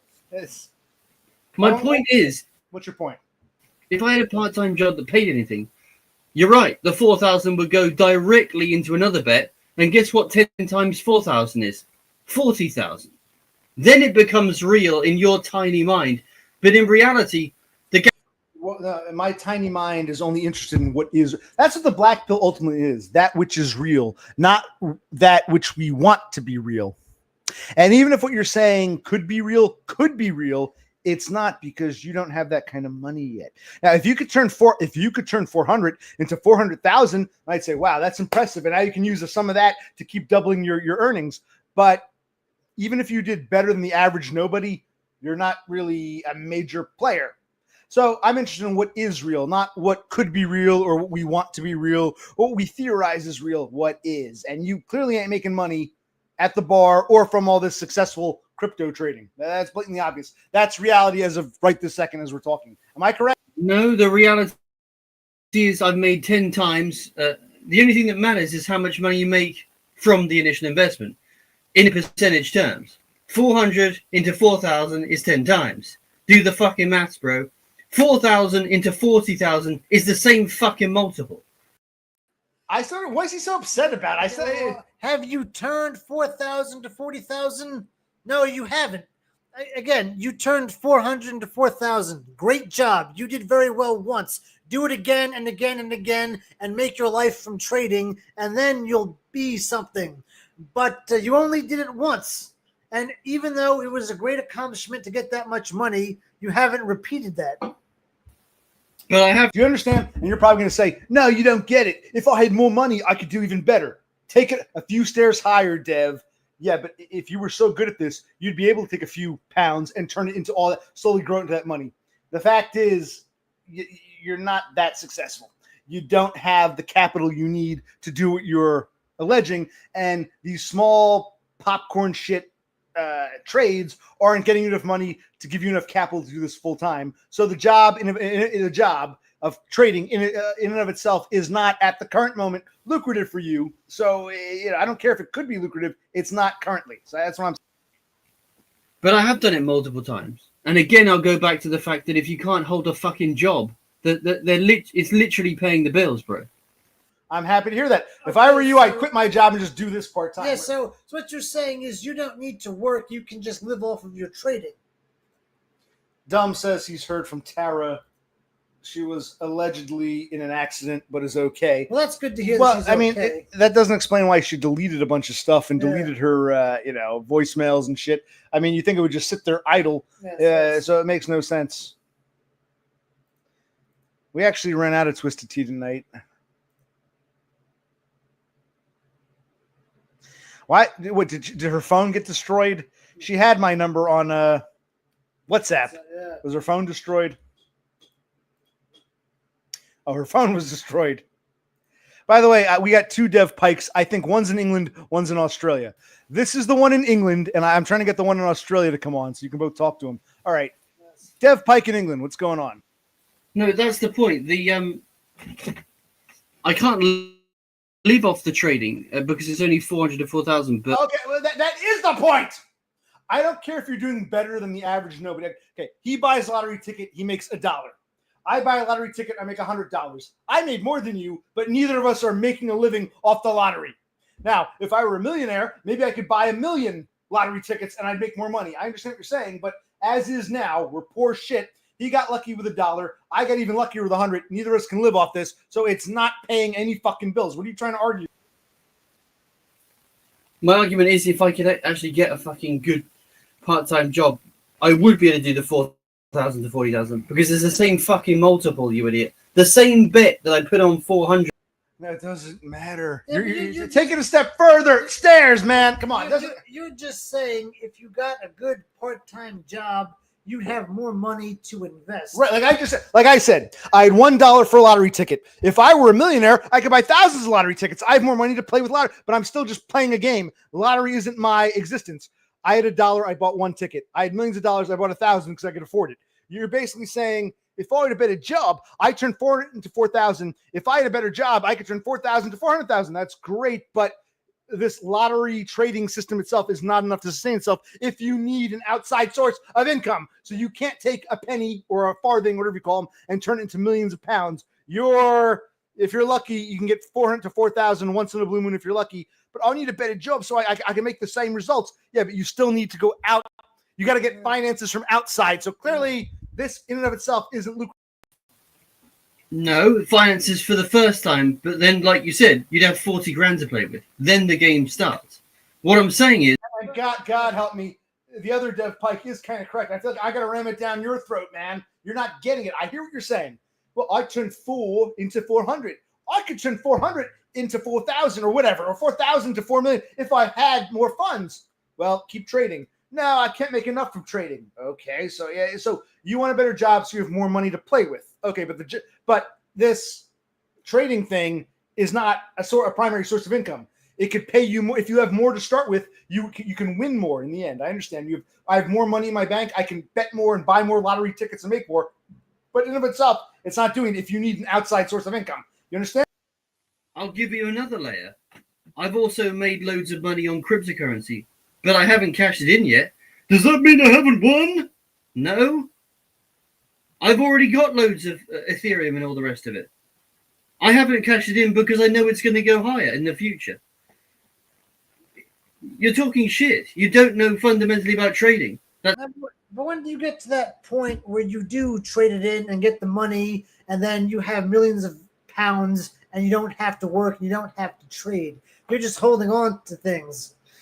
You turn the 400 into 4,000. Why not take 3,000 of that 4,000 and invest and try to win bigger? You're saying that, okay, you're great at trading and you make a lot of money, but you still need to work crap jobs to feed the trading. Why isn't the trading lucrative enough so you don't have to work? Why isn't this trading lucrative enough? Yeah. Right. Well, I need more money, bro. Well, then clearly the trading as is not enough. Isn't giving you enough money. If I have $1, I can buy one ticket. If I have $100, he has $1, he buys one lottery ticket. I have 100, I can buy 100 tickets. Yay! I was able to buy more, so my chances are better. I have a better chance of winning than you do. You might win big, I might lose all, but I have 100 tickets, you have one. I have a better chance. That's great, but it required outside money. And even if I win, I spent $100, I won $20. I could buy more lottery tickets, but there's no guarantee. I've just wasted. So it's like you need an outside. It's hard to articulate. It doesn't make sense. You're talking crap. I need to pay the fucking bills, bro. Right, and your fucking investing, trading shit ain't doing it for you. I got it. The wins are literally filling the gaps between what I don't earn in reality. That's it. You can't bet what you don't have. Right. What your part-time job plus your investments barely scrape by an existence. That's what we're critiquing here. You should be such a master investor that you don't have to work a job and that you can afford everything in the world. Yeah. Again, you don't know how. You've got this apex fallacy thing going on, bro, where it's either that you're the top 1% in some bingo lottery thing or you're nothing. It's bullshit, mate. No, he still doesn't get it. No. Yeah. You want to play around trading? Cool. I like to play the lottery. At the end of the day, after paying my bills, I have $1 to buy a ticket. Well, if I get a better job, maybe I'll have $100 to buy tickets. But at the end of the day, the lottery ain't my source of income. Whether I can only afford one ticket, I got a better job. I can afford 100. Maybe I'll get lucky. The lottery ain't doing it, and this trading that you're boasting and bragging about ain't doing it. So, what are you trying to tell me? No. I'm not losing the money betting. I'm losing the money living, you moron. I'm not putting loads of bets and losing them because I can track how much. Do you think? Right, like I just said. Okay, I spent $1 on a lottery ticket. I won $100, but I can't buy 100 more lottery tickets because I need that money. My regular job sucks. So even when I do get a little bit of a payout, $1 turned to 100. I can't buy 100 more lottery tickets. I need at least $80 to buy gas and bread and milk. So I know what you're saying, and you're missing. That's got nothing to do with how good you are at trading. That's got everything to do with employment, you moron. You're conflating two issues like an idiot or something, whatever it is.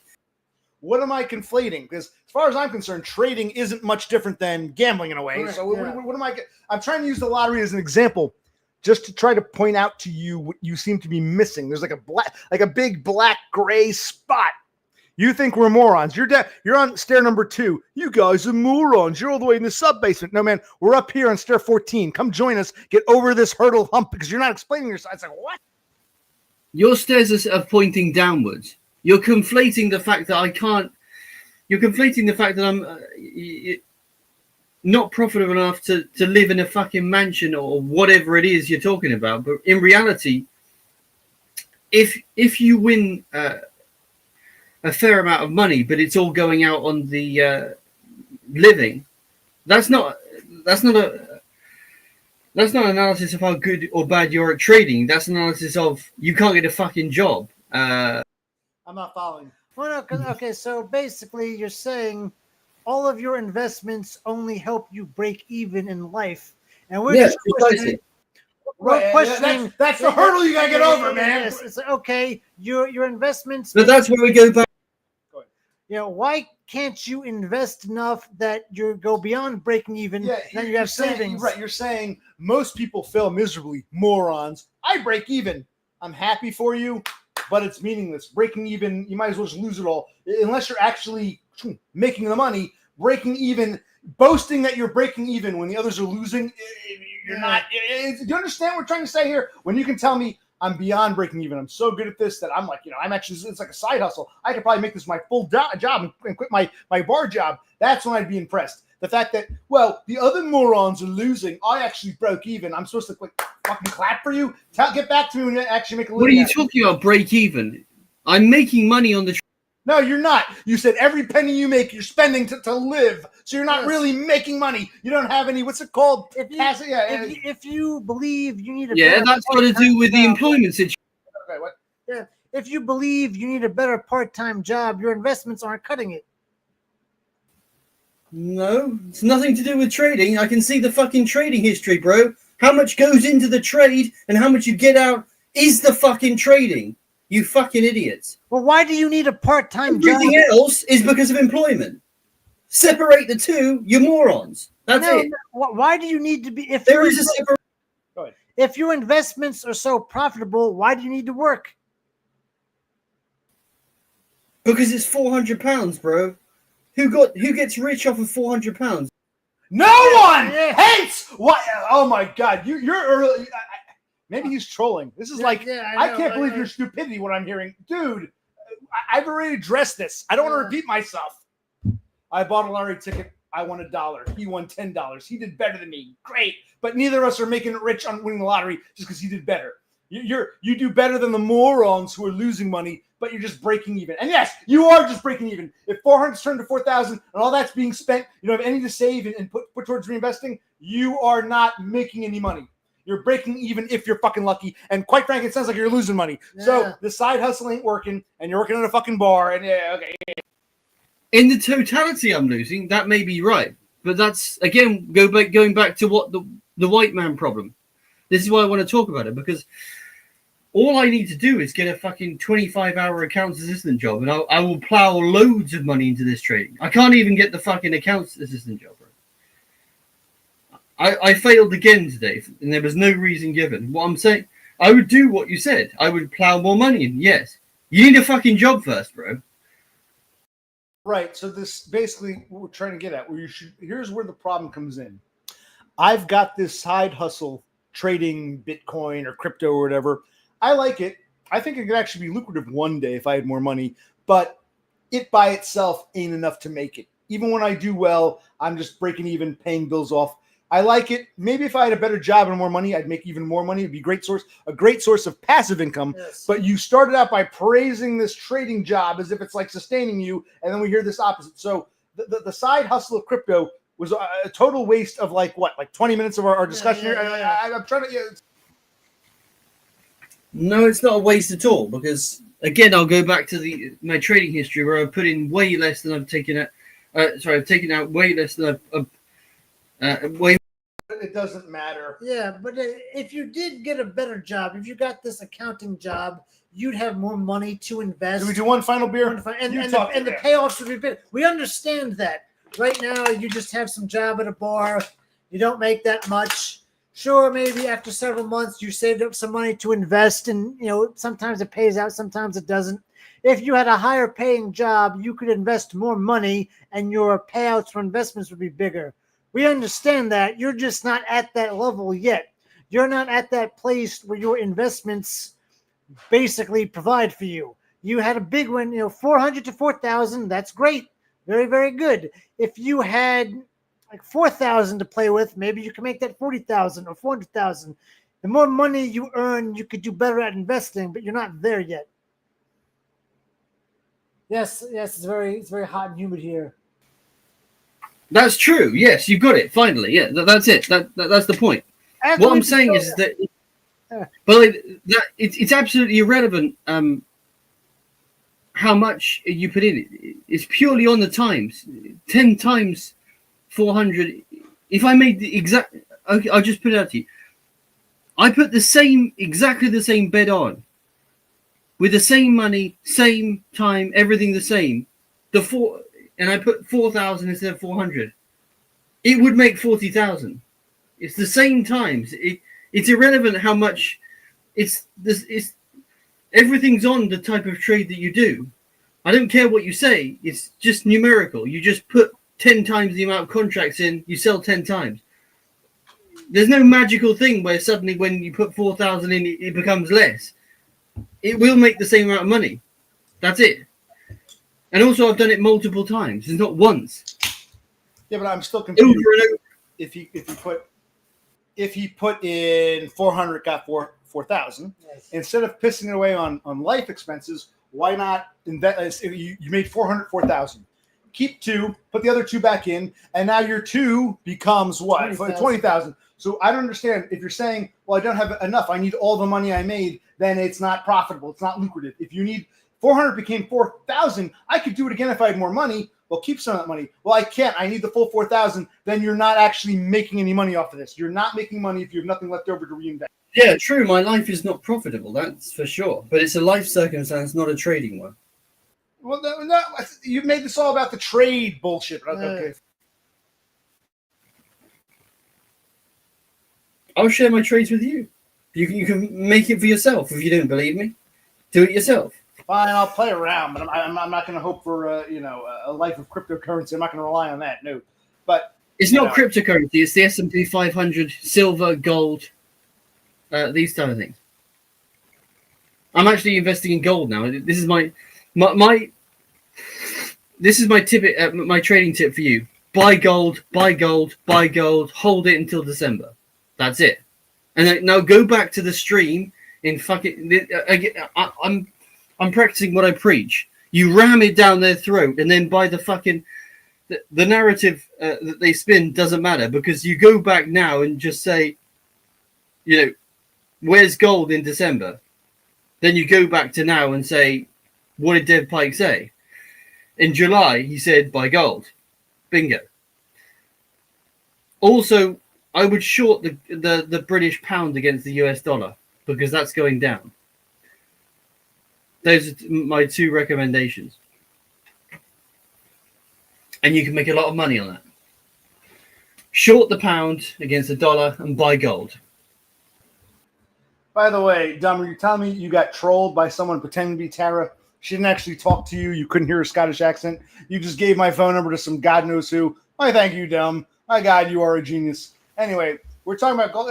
Is this what you want to talk about? Your alleged success, which isn't success, with the trading, with buying? What is it you want to, You're going full normie. My alleged success when I've got... No, it is alleged. It's alleged because if you yourself say to me, if you said, man, I'm really good at trading shit, I'm really doing great now, and in another few months, I think I'll have enough money, passive income to reinvest, I'd say, awesome. You tell me, oh, I did great, but it's not enough to pay a living, then it's not. I'm not going back to the whole Stephen King example. You got a story published, great. Can you pay the electric bill with it? If not, you're not a real author. I don't want to hear this. I'm hearing like, it's like when people say things like, yeah, if you invest in this company, you'll make so much money. Okay, well, how much have you made? Well, I'm still, there's still some thing. You're telling me I should invest in this company. I'll make so much money. You must be a fucking millionaire. It's like I'm always raising an eyebrow when people are praising something, but why are you working at a pub? Why would you need another job? This should be so lucrative that, of course, I need a job, you moron. I need more money to play with. So you're not making enough as is, so it's not that lucrative. Well, I need more money to live. That's correct. And the pub job pays like shit. So, well, not just the pub job, but even this investing pays like shit if you don't have enough money coming out of it to live. Every penny has to go to help you pay. This is because basically the pub job sucks, and your investing is almost like a minimum wage job. You're not really making anything from anything. I don't know.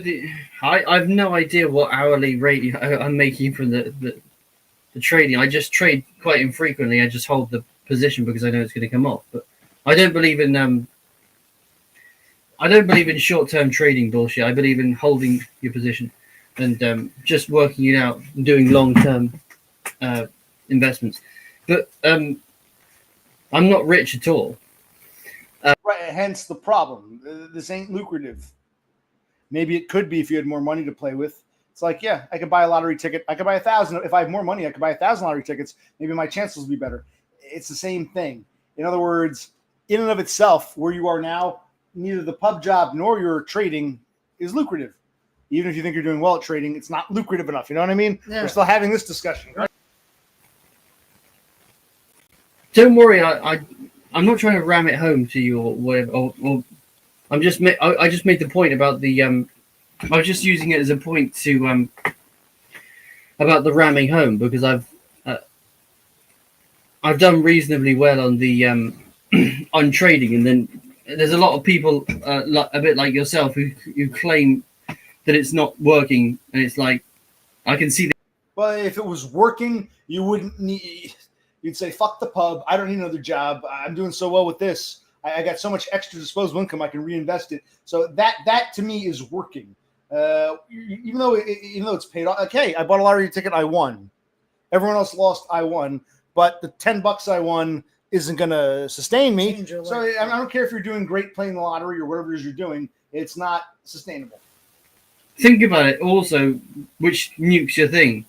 How many people in the S&P 500 who invest in it? How many of them are poor? They all start off with a huge pot, bro. You need to. And that ties in what we were saying about, what's his name, Rafterman. Would you say that, Bill Gates is a Chad? No, but he came from a very moneyed family. Look him up. His parents, his mother's side, he came from money. His parents, his grandparents, he wasn't just, they always portrayed him as he was just some geeky dude who went to college and had enough wherewithal to realize computers would be big, and he got lucky. No, he came from money. He had a bunch of financing from, so that kind of ties in with what Danny's saying right now. So yes, basically, if you have money, you can make even more buying lottery tickets or trading and shit. So you're trying to break into something that will probably never be lucrative for someone like you. Okay, so how is it lucrative for you if it's not working for you currently? Well, I mean, just I'll give you an example of just another one that I trades that I've done. When Ethereum was about a couple of $100, I bought a lot of those, and what's it now? 3,000. So I seem to be doing this 10 times. Right, and maybe it'll go up to 3 million. Maybe it'll go down to 3 cents or whatever they call that, 3 shillings or whatever. It doesn't really matter because you haven't done it. It's just sitting there, right? You're not actually using it. So no, Ethereum's not a shit coin that goes up and down. Ethereum's like Bitcoin. Just do your research. Ethereum's not this shit coin, Dev Pike coin, or the fucking Trump coin, or Pepe coin. It's a fucking real thing. I don't care what you say. Do the fucking research. If you were to cash out right now, sell all your Ethereum, how many pounds would you get? About 50 grand. Okay. I mean, that's a decent chunk of change, but that's like maybe a year's salary. Yeah, if you're lucky. yeah. So right. you don't have like. Okay, No, not 50. Wait, how much is it? 13. Sorry, is it 30? Is that right?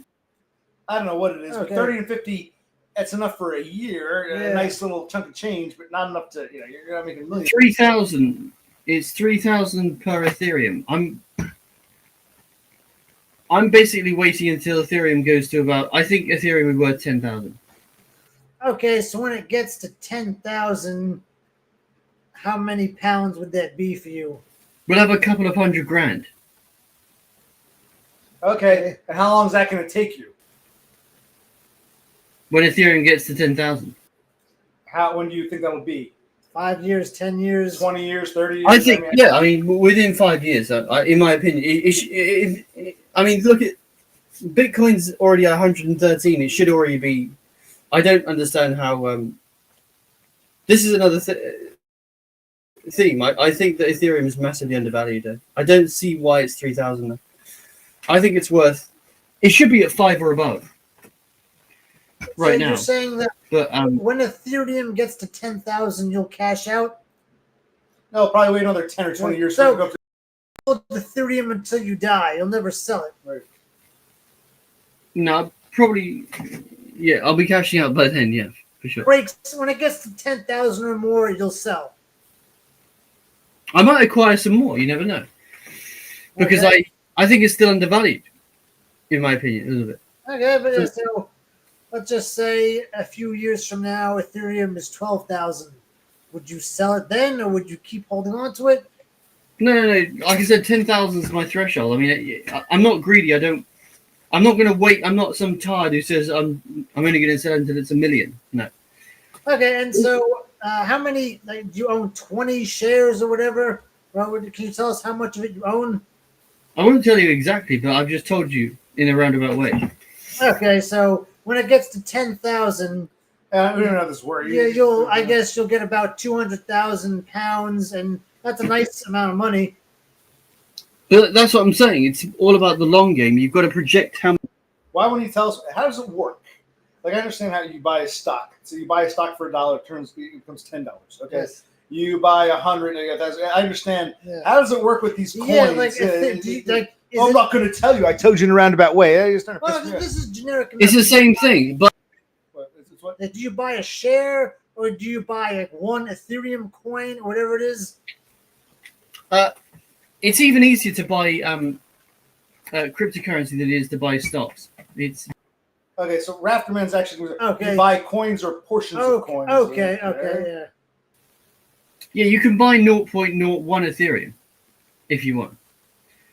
It's I think he's saying 0.01. Is that what he's saying? Yeah, okay, so instead of calling them, it's treated like a currency. One coin is considered like $1, but you could buy 0.5 Ethereum if you wanted to, right? yeah. Wow, that's crazy. Okay. But now, can you use Ethereum to buy stuff? Yeah, it's becoming more mainstream. And how would you do that? I think PayPal is crypto. You can buy crypto on PayPal. That's how mainstream it is. How would I spend my crypto? Let's just say I Hold on a second. Rafterman, how much did that 0.5 Ethereum cost you in US dollars? How much was 0.5 Ethereum? Tell us. And then you can ask- $1,500. Wait, so whoa. 0.5 Ethereum costs. So I need a grand and a half to buy 0.5. yes. Okay. Anyway, so how would you spend it? I guess in PayPal you can choose. You can convert it from PayPal. You can convert from Bitcoin to dollars. There's loads of ways you can convert. Go ahead. Rafterman did well though. That's good trading. Bought it for 700. That 0.5 now is worth 1.5. He's doubled his money. And how many years that take of $700 being tied up to become $1,500, which he doesn't even want to spend yet because maybe it'll go higher. So it's not even real money. It's just $700 less than just to pay for bills and shit. What were you asking? Yeah, so let's just say I spend the 3,000. I now have one Ethereum coin, but I want to use my Ethereum to buy something for like $100. So it takes a percentage of that coin. Precisely. You convert. Well, I'm not that good at maths to do that conversion, but you can. No, You can break up your own coins. You can break up so if your you have one coin. whole coin and you want to buy something for 0.25, you can split that up into like change, I guess. Yeah, and wow. Now you have 0.75 left Yeah, in your yes. your digital wallet or ever. I don't know anything about this, but okay, yeah. I think that's what you're saying. Wow. And precisely. Yeah, you split it off, convert it into dollars. That's it. It's very simple. But there are also wallets that do it seamlessly for you, so it goes straight to dollars. There's apps like Coinbase, Binance. You can go straight to dollars into your bank account for a fee, Oh, 5% or so. Not that bad. But I mean that's another element. I'm talking about the trading. I mean I'm heavily involved in that. I just I research it all the time, but it's crazy to me that I just I can't get a kind of account. This is why I'm so pissed at not getting the accounts jobs, because I want to be trading. Like you said, it might not work, but it might work. In many ways, it sounds more like a bond in a way. In a way, effectively. Rafterman took $700 he could have used to, like, pay a bill or something. Yes. Tied it up in this. He's made some money, but he's got to wait another 10 years. Maybe when the bond matures, so his 700 will turn into, like, 2,000 or something. That's what this sounds like. More like a bond, the way it operates effectively. Like, I don't know if they have in England that way, like a bond. True, but it beats the interest rate, doesn't it? So it's a better method of using your capital. You get more of a return than you would in the bank. So, I mean, in a long-term sense, it beats inflation, you could say. Okay, well. Anyway, Dev, you mentioned your job interview went pretty bad. Let's change subjects. I actually agree with Penny Pounder. Let's change subject. Okay, more specific, where'd you go for a job? Were you an accounting firm or whatever you call it? I went into this bumfuck. It was almost like the fucking Wild West. Hold on a sec. That's the point. You can cash a bond out early, but you will make the full amount. I'm saying stairs, man. I understand Bitcoin and cryptocurrency isn't a true bond, but effectively, what you're describing is comparable to a bond. I bought a bond for X amount. I could cash it out early, but I take a loss. I'm not going to do that. But I got to let that money sit for like 30 years before I can take it out. So could crash, though. They could crash. So it's effectively an unsafe bond is what you're talking about. I don't want to get detracted, but Rafter, I didn't say it was a bond. I said it's comparable to a bond, only there's no guarantee of a payoff in the end. Okay. That's true. I mean, I would say my advice now is it's a bit high to buy, especially Bitcoin. You wouldn't buy now. 100, it's an all-time high. So even if you wanted to get involved, it's not the right time. So what happened? You went to a job interview where? Let's talk about the job interview. It was like this bumfuck. I don't know. Do the British use that term, bumfuck? Apparently they do. I didn't know you guys use that. Okay. No. I just like American terms that sound cool, and bumfuck is a cool term. But anyway, some bumfuck, almost like a scrapyard type, industrial kind of, you know, places where there's like fucking engine parts on the fucking floor and stuff. Yeah, sure. Yeah, scrapyard, okay. And they needed a fucking accounts assistant at this trading counter or something, and even they were like, "Okay, we're not going to give you the job." I was like, "Well, these more like working class Cockneys, and you came across as too much of a dandy or whatever the equivalent is. Did you come across as too aristocratic for these working class? I don't know. At these type of jobs, I try and dumb down and do shit, but I was in a full suit in the fucking in the heat. I looked way out of place. Yeah, for a job like that, I would just say, why not just put on like a nice button-down shirt, whatever you trousers, like a shirt like this, just a button-down. Well, maybe. But it's like, yeah, I wouldn't dress to the. I don't know if you know these terms. I wouldn't dress to the nines for scrapyard. A scrapyard, you're looking an asshole. I didn't know it was that type of place. Before you get in, you don't know the location. I know Google Maps is sometimes a bit flaky, so I thought it was like this office block. I didn't know it was a fucking scrapyard. Yeah, it was a mistake. All right, so that's not going to happen. The woman didn't look at me when she was talking to me and stuff. It was very weird. I mean, she was. I don't know what the fuck her problem was. She was not looking at me. When some other, there was two interviewers, and when this guy wasn't talking to me, this woman wasn't looking at me. It was like, I think she had a problem with me or something. It's the same thing. It's the lookism thing again. Well, tell me, I'm curious. Who were these people? Like, was one the boss and one was the owner or the manager? I mean, office manager. Right. Like, who was the woman? What was her role? What was the guy's role? Who are these people? They were just accounts people. I mean, I don't know, but there was just no eye contact or stuff like that. She was acting fucking weird with no. I don't know. I don't know what your read on it is, but if someone's not looking at you when. Well, who outranked whom? The woman or the man, or who was what's, who was the boss, so to speak? Yeah, the man was the boss, but I think I'd be working with this woman, and she wasn't looking at me when I was talking and stuff. That's interesting. That was fucking weird. That's interesting detail. So, this job requires you to work with this woman, and she wouldn't even look at you, despite how talented or hardworking you are. She didn't like you. She deemed you as subhuman or whatever. Therefore, I don't know. What's your read on it? Why would someone, when she was talking to me, she looked in my direction, but she looked at me and interacted normally. But when this guy was talking, she wasn't looking at me at all. She was looking at the fucking floor, or I don't even know. She was looking at him or looking at the floor or somewhere else or something. What's your read on that? What's that all about? Yeah, that's a little odd. I mean, the guy who was, I guess, interviewing you. So, how did he strike you? What kind of vibes or how? Oh, he's a classic Goofy Doofy. Classic Goofy. He had the fucking company logo on his thing. He was a fucking idiot. Oofy Doofy retard. Huh. All right. It's just. This is our barbecued pork chop. Tell OC what I've just said.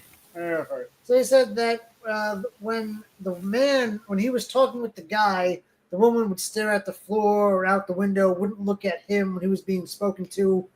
So she seemed indifferent to him. And the man is taking the woman's lead. You don't like him, I won't hire him. I mean, Because it sounds like he would have to be working with this woman every day. So the woman just thought to herself, "Oh, I don't want to work with this guy." And it doesn't matter how hardworking or intelligent Dev Pike is. The woman deemed him lesser, so that was that. I didn't.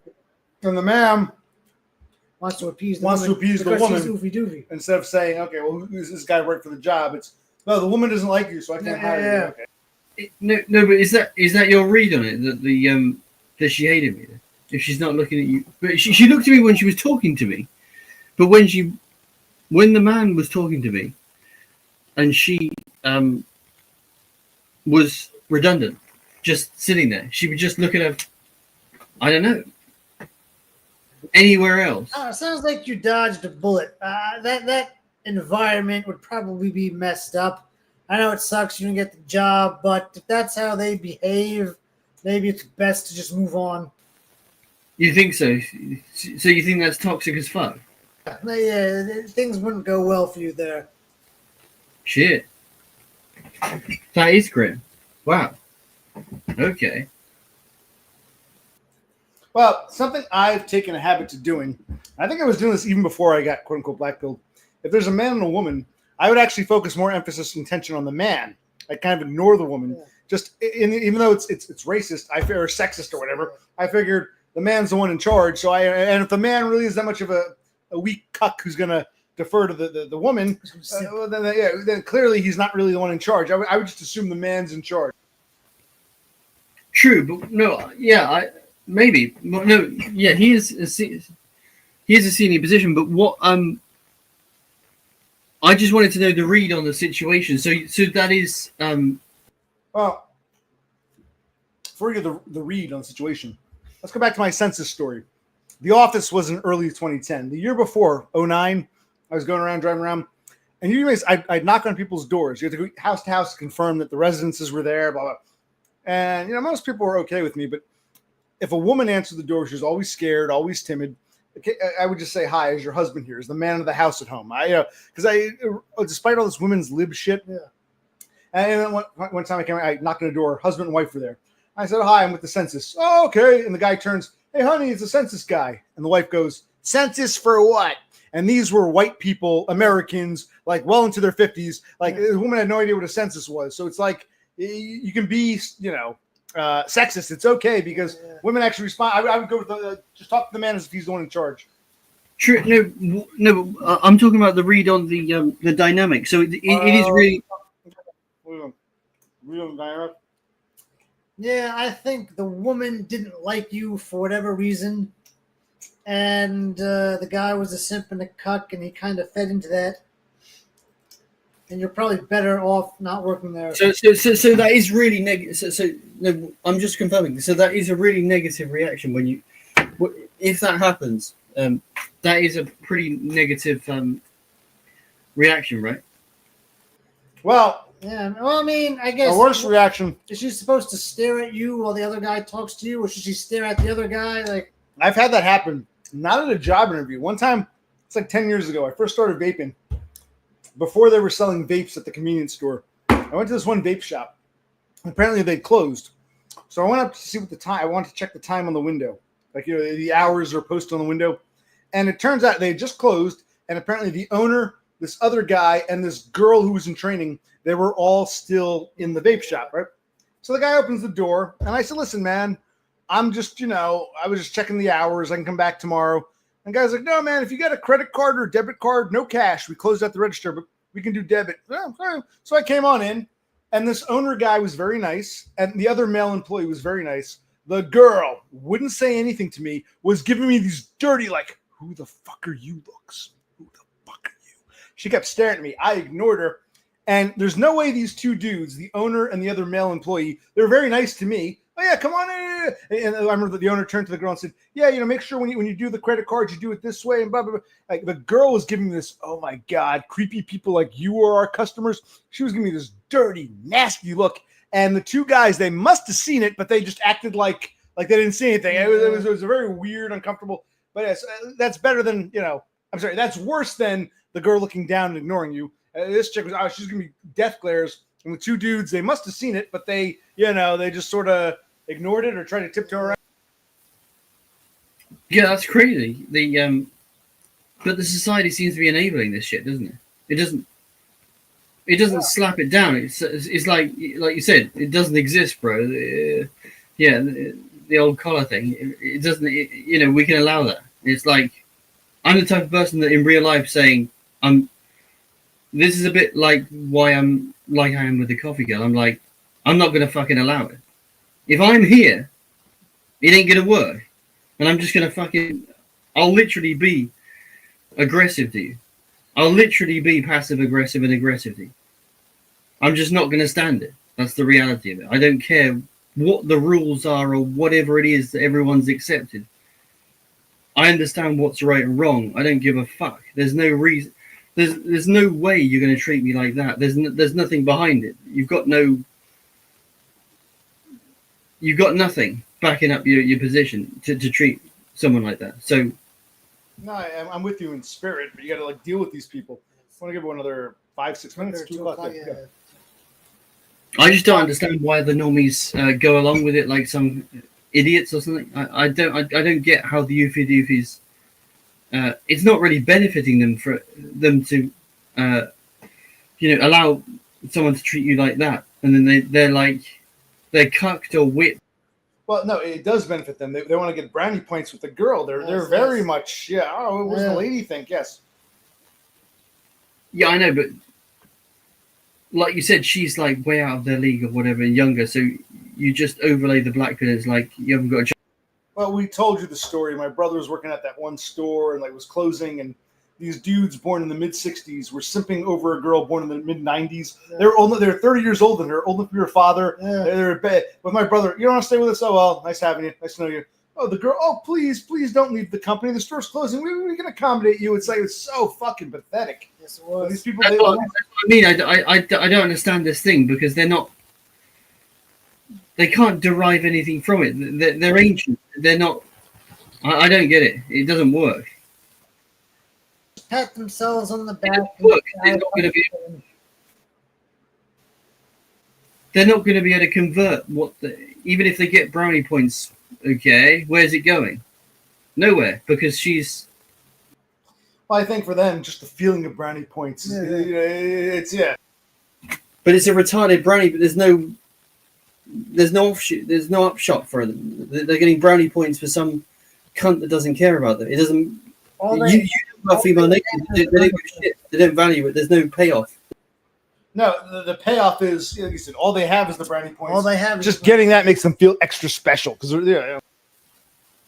What, to some cunt that doesn't care? It doesn't make sense again. No, it doesn't. But for them, it's like they'll simp to the last dying breath. Yes. Yeah. We're just in the blue-pilled moron paradox again. They're fundamentally unaware of the female nature. It's getting late. We're going to get off soon. I've enjoyed talking to you, but I actually want to say, does Thomas White want to come on for 5? Would you like to talk to Thomas White for 5-10 minutes? I'll torch Thomas White.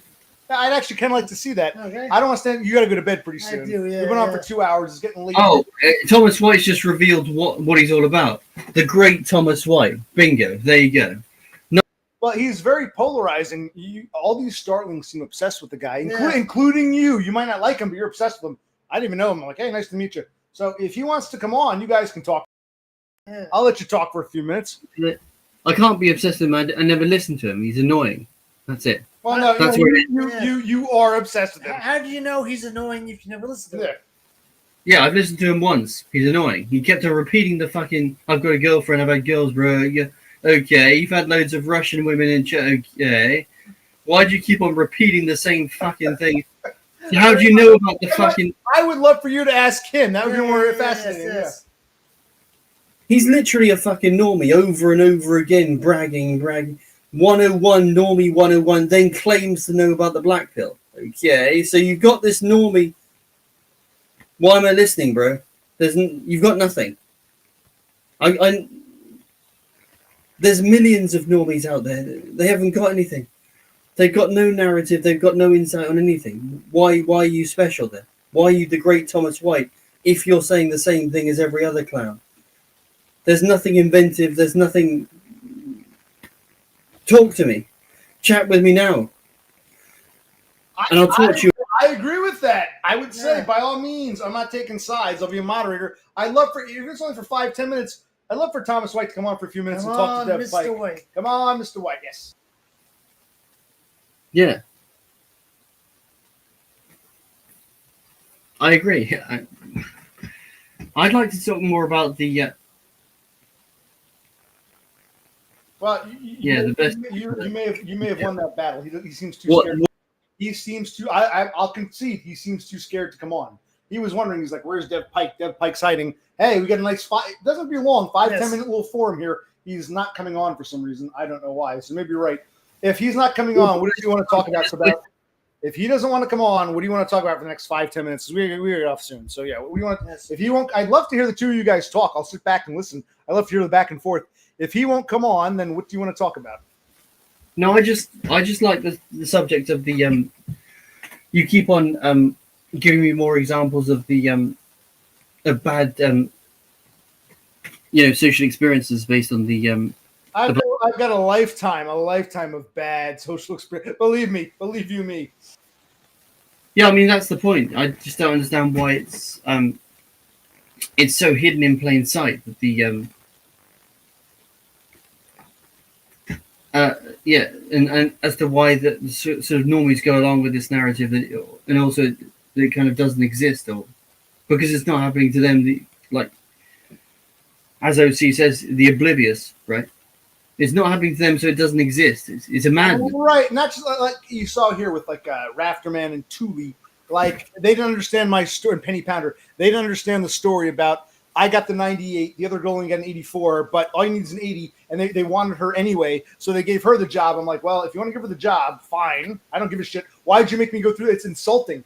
Yeah, they didn't get the story, so it's like, why even tell these stories when half the Starlings don't understand them? I'll put them in a video form, and maybe people can enjoy them, people who watch videos, because the Starlings, most of the Starlings don't get my stories. If I got to repeat, if I got to explain that any further, I don't, it's frustrating. Flames on the side of my head. Yeah, I just can't take these normies seriously if they're willing to. Well, don't worry. For Thomas White, he's predisposed tonight. Maybe in the future. So no Thomas White, unfortunately. The door is still open. Door is still open. We'll wind this down the next couple minutes, next 4 or 5 minutes. But all right. So yeah. So what else would you like to discuss, Danny? The point is that I can't take these. I can't take what normies say seriously if that's the case. I don't understand how people can take them seriously if they're willing to deny, realities as they are. It doesn't. How do they expect people to take anything else they're saying seriously if you can't? If you're willing to sort of lie and obfuscate to that degree, why am I taking anything else you're saying? It's a bit like with Kaz. If you're willing to lie, change your story. This nukes everything. Well, Well, even here, Thule claims he got my story. It didn't appear that he did. But even if he did, even if you understand the story, if you don't understand the significance, it's like you're missing a key component. So whether you got the story or not, you're still missing a key component. So it gets frustrating having to explain myself to normies ad nauseum. Yeah, this is another thing. This is a prime example of Thule changing his story. He's now changed the story. He said he didn't get your story. Okay, but let's rewind. You didn't get the story in real time. Again, as the narrative's been changed again after the event, I never said I didn't get your story. Yeah, but what about the actual real time? It's a totally different thing. You can't trust a word this guy says. He's an idiot. You got brother Cliff to laugh at that. He said, "Cool story, OC." That So doesn't make sense. like, that doesn't fit with what the story is. Bingo, precisely. And now he's rewriting history in some retard way when we can all remember he said, "Cool story, bro." And if he understood the story, he wouldn't have said Right. that. If he understood, he wouldn't have said that. Yeah. That's the point. These normie idiots don't realize that your credibility is now zero. Your words don't mean anything. After that, you're fucked. Your words don't mean anything. I don't care what you say because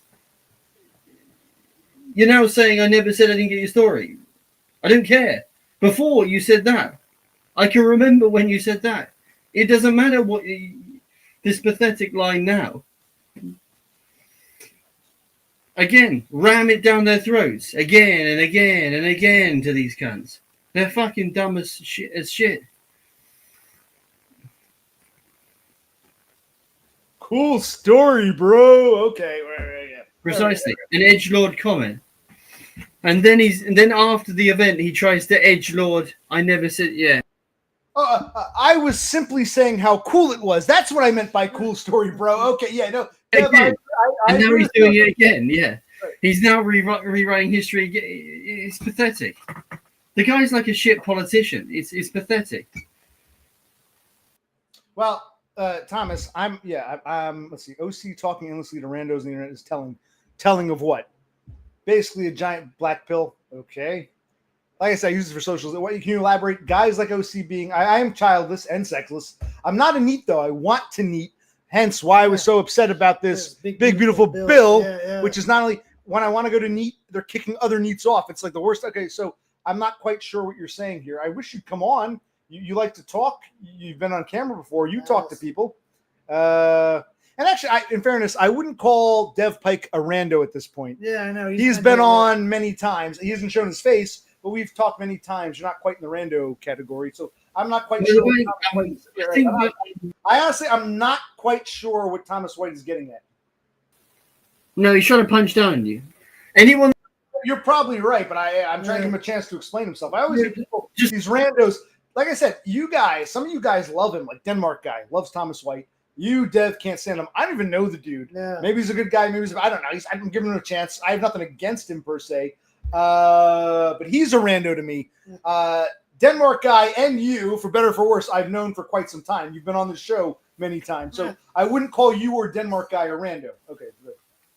No, Thomas White's shown his colours. As soon as OC questions, remember, I attacked Thomas White again just now, and you slightly agreed with him. Then he comes out with OC talking endlessly around it.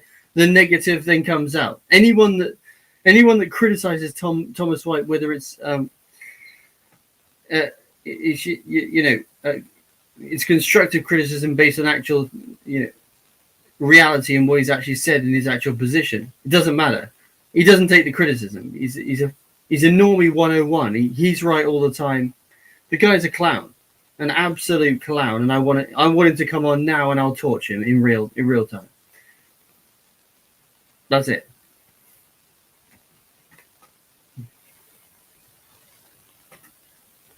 What do you think, OC? I don't think you should be punched down on. Is emblematic. Guys like OC being in China 6 is emblematic of what? He can't even speak English properly. Guys like OC, that's like a statement, but there's nothing. There's no other following phrase. There's no. It doesn't work.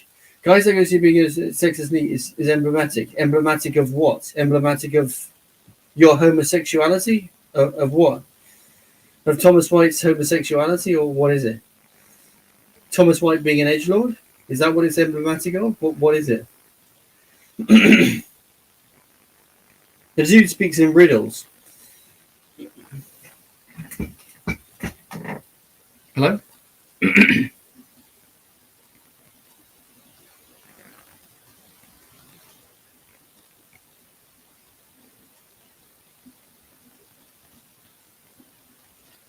When we're off screen, they can't see or hear us. So you gotta I didn't know that. So what were we saying? What were we talking about? He was talking about Thomas White being vague and speaking in riddles, not really making his point. Thomas White hasn't got the time, but he's got the time to sit here, listen to the stream, and comment. Okay. That's interesting, isn't it, OC? Right? I'm dead serious. I'll be the neutral party, like Switzerland or Neville Chamberlain. I'd love you guys to talk. I'll give him a chance. Yeah.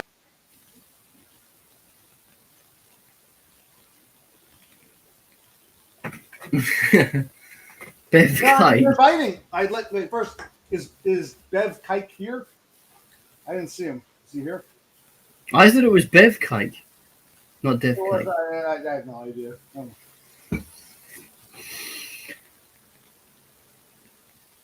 Who is Dr. Hans Asperger? Who's that now? One of your friends, I have no idea. Yeah. I like the name though. That's pretty funny. I like that. That's too inventive for DBF. He couldn't do it. Might be one of Thomas White. DBF couldn't come up with that. He hasn't got the brain. Might be one of Thomas White's fans. I don't know. Does someone else? If Thomas White can't come on, he's busy. Anyone else want to talk to Dev Pike for a few minutes before we kill them? No, people hate me, so that's that. I deliver the truth with no filtering, no kind of flower. The honest truth, and that's it. People can't seem to handle it. Fuck them. Okay, so looks like you're our only guest for now. Yeah, if you can't finish that beer, I'll take it one this soon. Any other jobs lined up? Yeah, that's the point. I've done 20 applications. I mean, it's pathetic out here. Any interviews? For what? Interviews. Do you have any interviews the next couple of weeks? I just had an interview. I'm trying to line them up. I've got 20. I've had 20. He didn't answer the question. Yeah, I mean, Any upcoming interviews? I mean, just because you have 20 applications doesn't mean you have 20 interviews, unless it's different in the UK. So, do you have 20 interviews coming up, or 10 or 5? No, that's what I'm saying. That's true. I'm just getting to it. Sorry. I was just laying the groundwork. I've done 20 applications and I've got no more interviews. Crazy stuff. Oh. I've done so many applications, but it's not. You're filtered out because of your name, right? You sound like a straight white male. You don't even get to the interview, and when you get to the interview, the woman doesn't look at you, right? Yeah, that's not good. So I didn't realize how bad this not looking at me was. So it's a really negative sign. Yeah. It did. Well, I would think so. I mean, Yeah. unless the only way it's not positive. The only way it would be neutral is if she had nothing to do with the hiring. If she was just there to have a second body in the room, and she was just bored playing with her nails because I have nothing to do with this either way. That means it's not positive, but it's not negative. She's just kind of useless. Yeah. If she has something to do with the hiring process and she won't look at you when she's not talking to you, that sounds bad to me. Bad. I just wondered whether I didn't. I mean, it was literally like the first fucking minute. I mean, I didn't even do any move. I'm a slob, normie, Chad. Yes, all three combined. Yes, and a Spurg on top of all that. Yeah, but I just wonder. It made me feel pretty uncomfortable actually because she wasn't engaging with me when I was when he was speaking and I was talking and she wasn't talking. I wonder whether I did anything wrong, but I don't know. I don't think I did because it was so early on in the interaction. Did you ask them their names and what their titles were, or no? The problem is, the problem with me is after I get this negative thing, I don't give a fuck. No.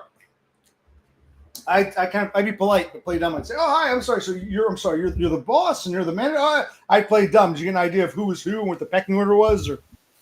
No, I know what the pecking order is. He was the manager and she was the accounts assistant. But what I'm saying is that I'm, like this job at the bar. I don't even give a fuck about the names because I don't care about them. Right? I literally don't. If someone treats me badly, or I get. Well, clearly you care to some extent. You want the job, and you're going on, and you want us to help you analyze every moment of her not looking at you. So you must care to some extent, I would imagine. What would you say, Brother Quick? I care about I care about learning about the interaction. I don't care about these people now that I know. Okay. So on a side note, David, what do you do at the bar? Are you a bartender? Are you a server? They don't call them bartenders; they call them barmen. They don't use the term barman. Yeah. So you mix drinks and get drinks for people? Is that what he does? No. I think he washes dishes. Oh, you're a dishwasher? No. You have to be a Chad to be a barman. No. It doesn't work. Yeah. By the way, in American English, we call them a bartender. Maybe even a barkeep, bartender, bartender. Okay. In England, they call them barmen. A barman. He's a barman. What do you do at the bar? No. You don't understand. To be a barman, you need to be a Chad. You don't get access to being a barman without being a Chad, bro. No. I'm not going to be a barman. I'm not allowed to do that. No. So You have to be in the kitchen. Well, you have to be in the kitchen when no one sees you. No. So are you a cook? What do you do? What is your job? That's kind of like that video we were shown before with what's his name, Stewart, who's like that one guy was interviewing Murkowski. Yes. Oh, I wanted to be in the control room. They told me I was too good looking for that. I got to use my moneymaker on camera. I want to be with the ugly fucks in the control room. Yeah. He's basically he knocked me for sharing that segment, and here he is. Well, I'm an ugly fuck, so I got to go and wash dishes. Yeah. But what do you do at the bar? Yeah, I'm just a kitchen assistant chopping the shit out. He spends all his time in the kitchen washing dishes, maybe chopping up carrots. If I understand correctly, he never leaves the kitchen. Making the food, chopping the dishes, chopping the vegetables and all this shit. It's not really cook. It's more like a prep, food prep. Yeah, kind of what you do in a way. Yeah. All right. Yeah. Cracking eggs. All right then. Yeah, but I mean the point is that no, it completely ties in with. That's also part of the job description. Okay, so he chops up your eggs, washes the dishes, cleans the shitter. Okay, so yeah. No, I don't clean the shitter. I just do the food. But what I'm saying is that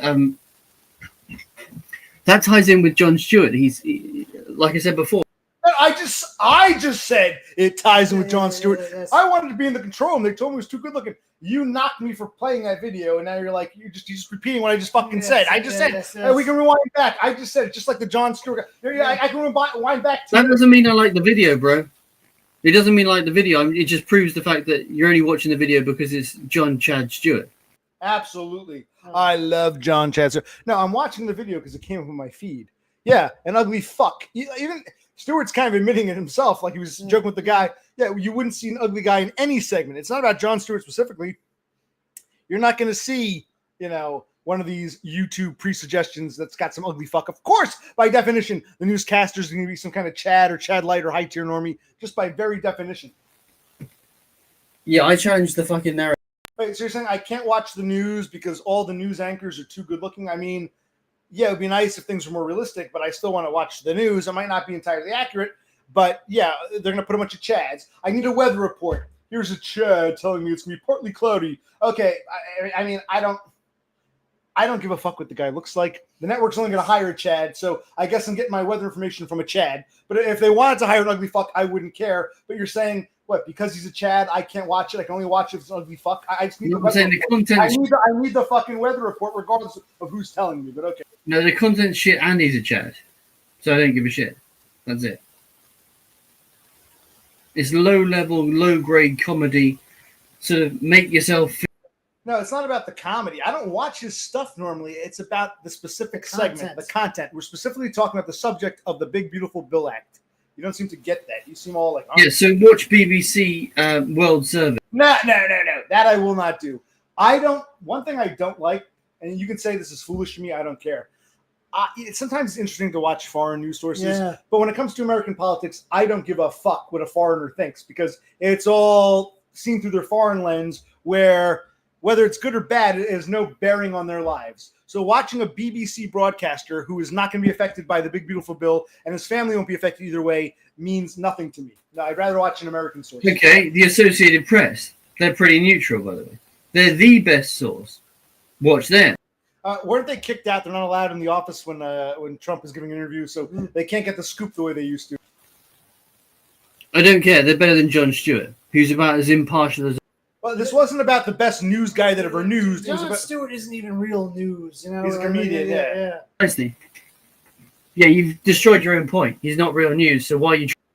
we never said, guys, let's watch this brilliant editorial with this great anchor named Jon Stewart. We acknowledged, hey, this guy's a comedian.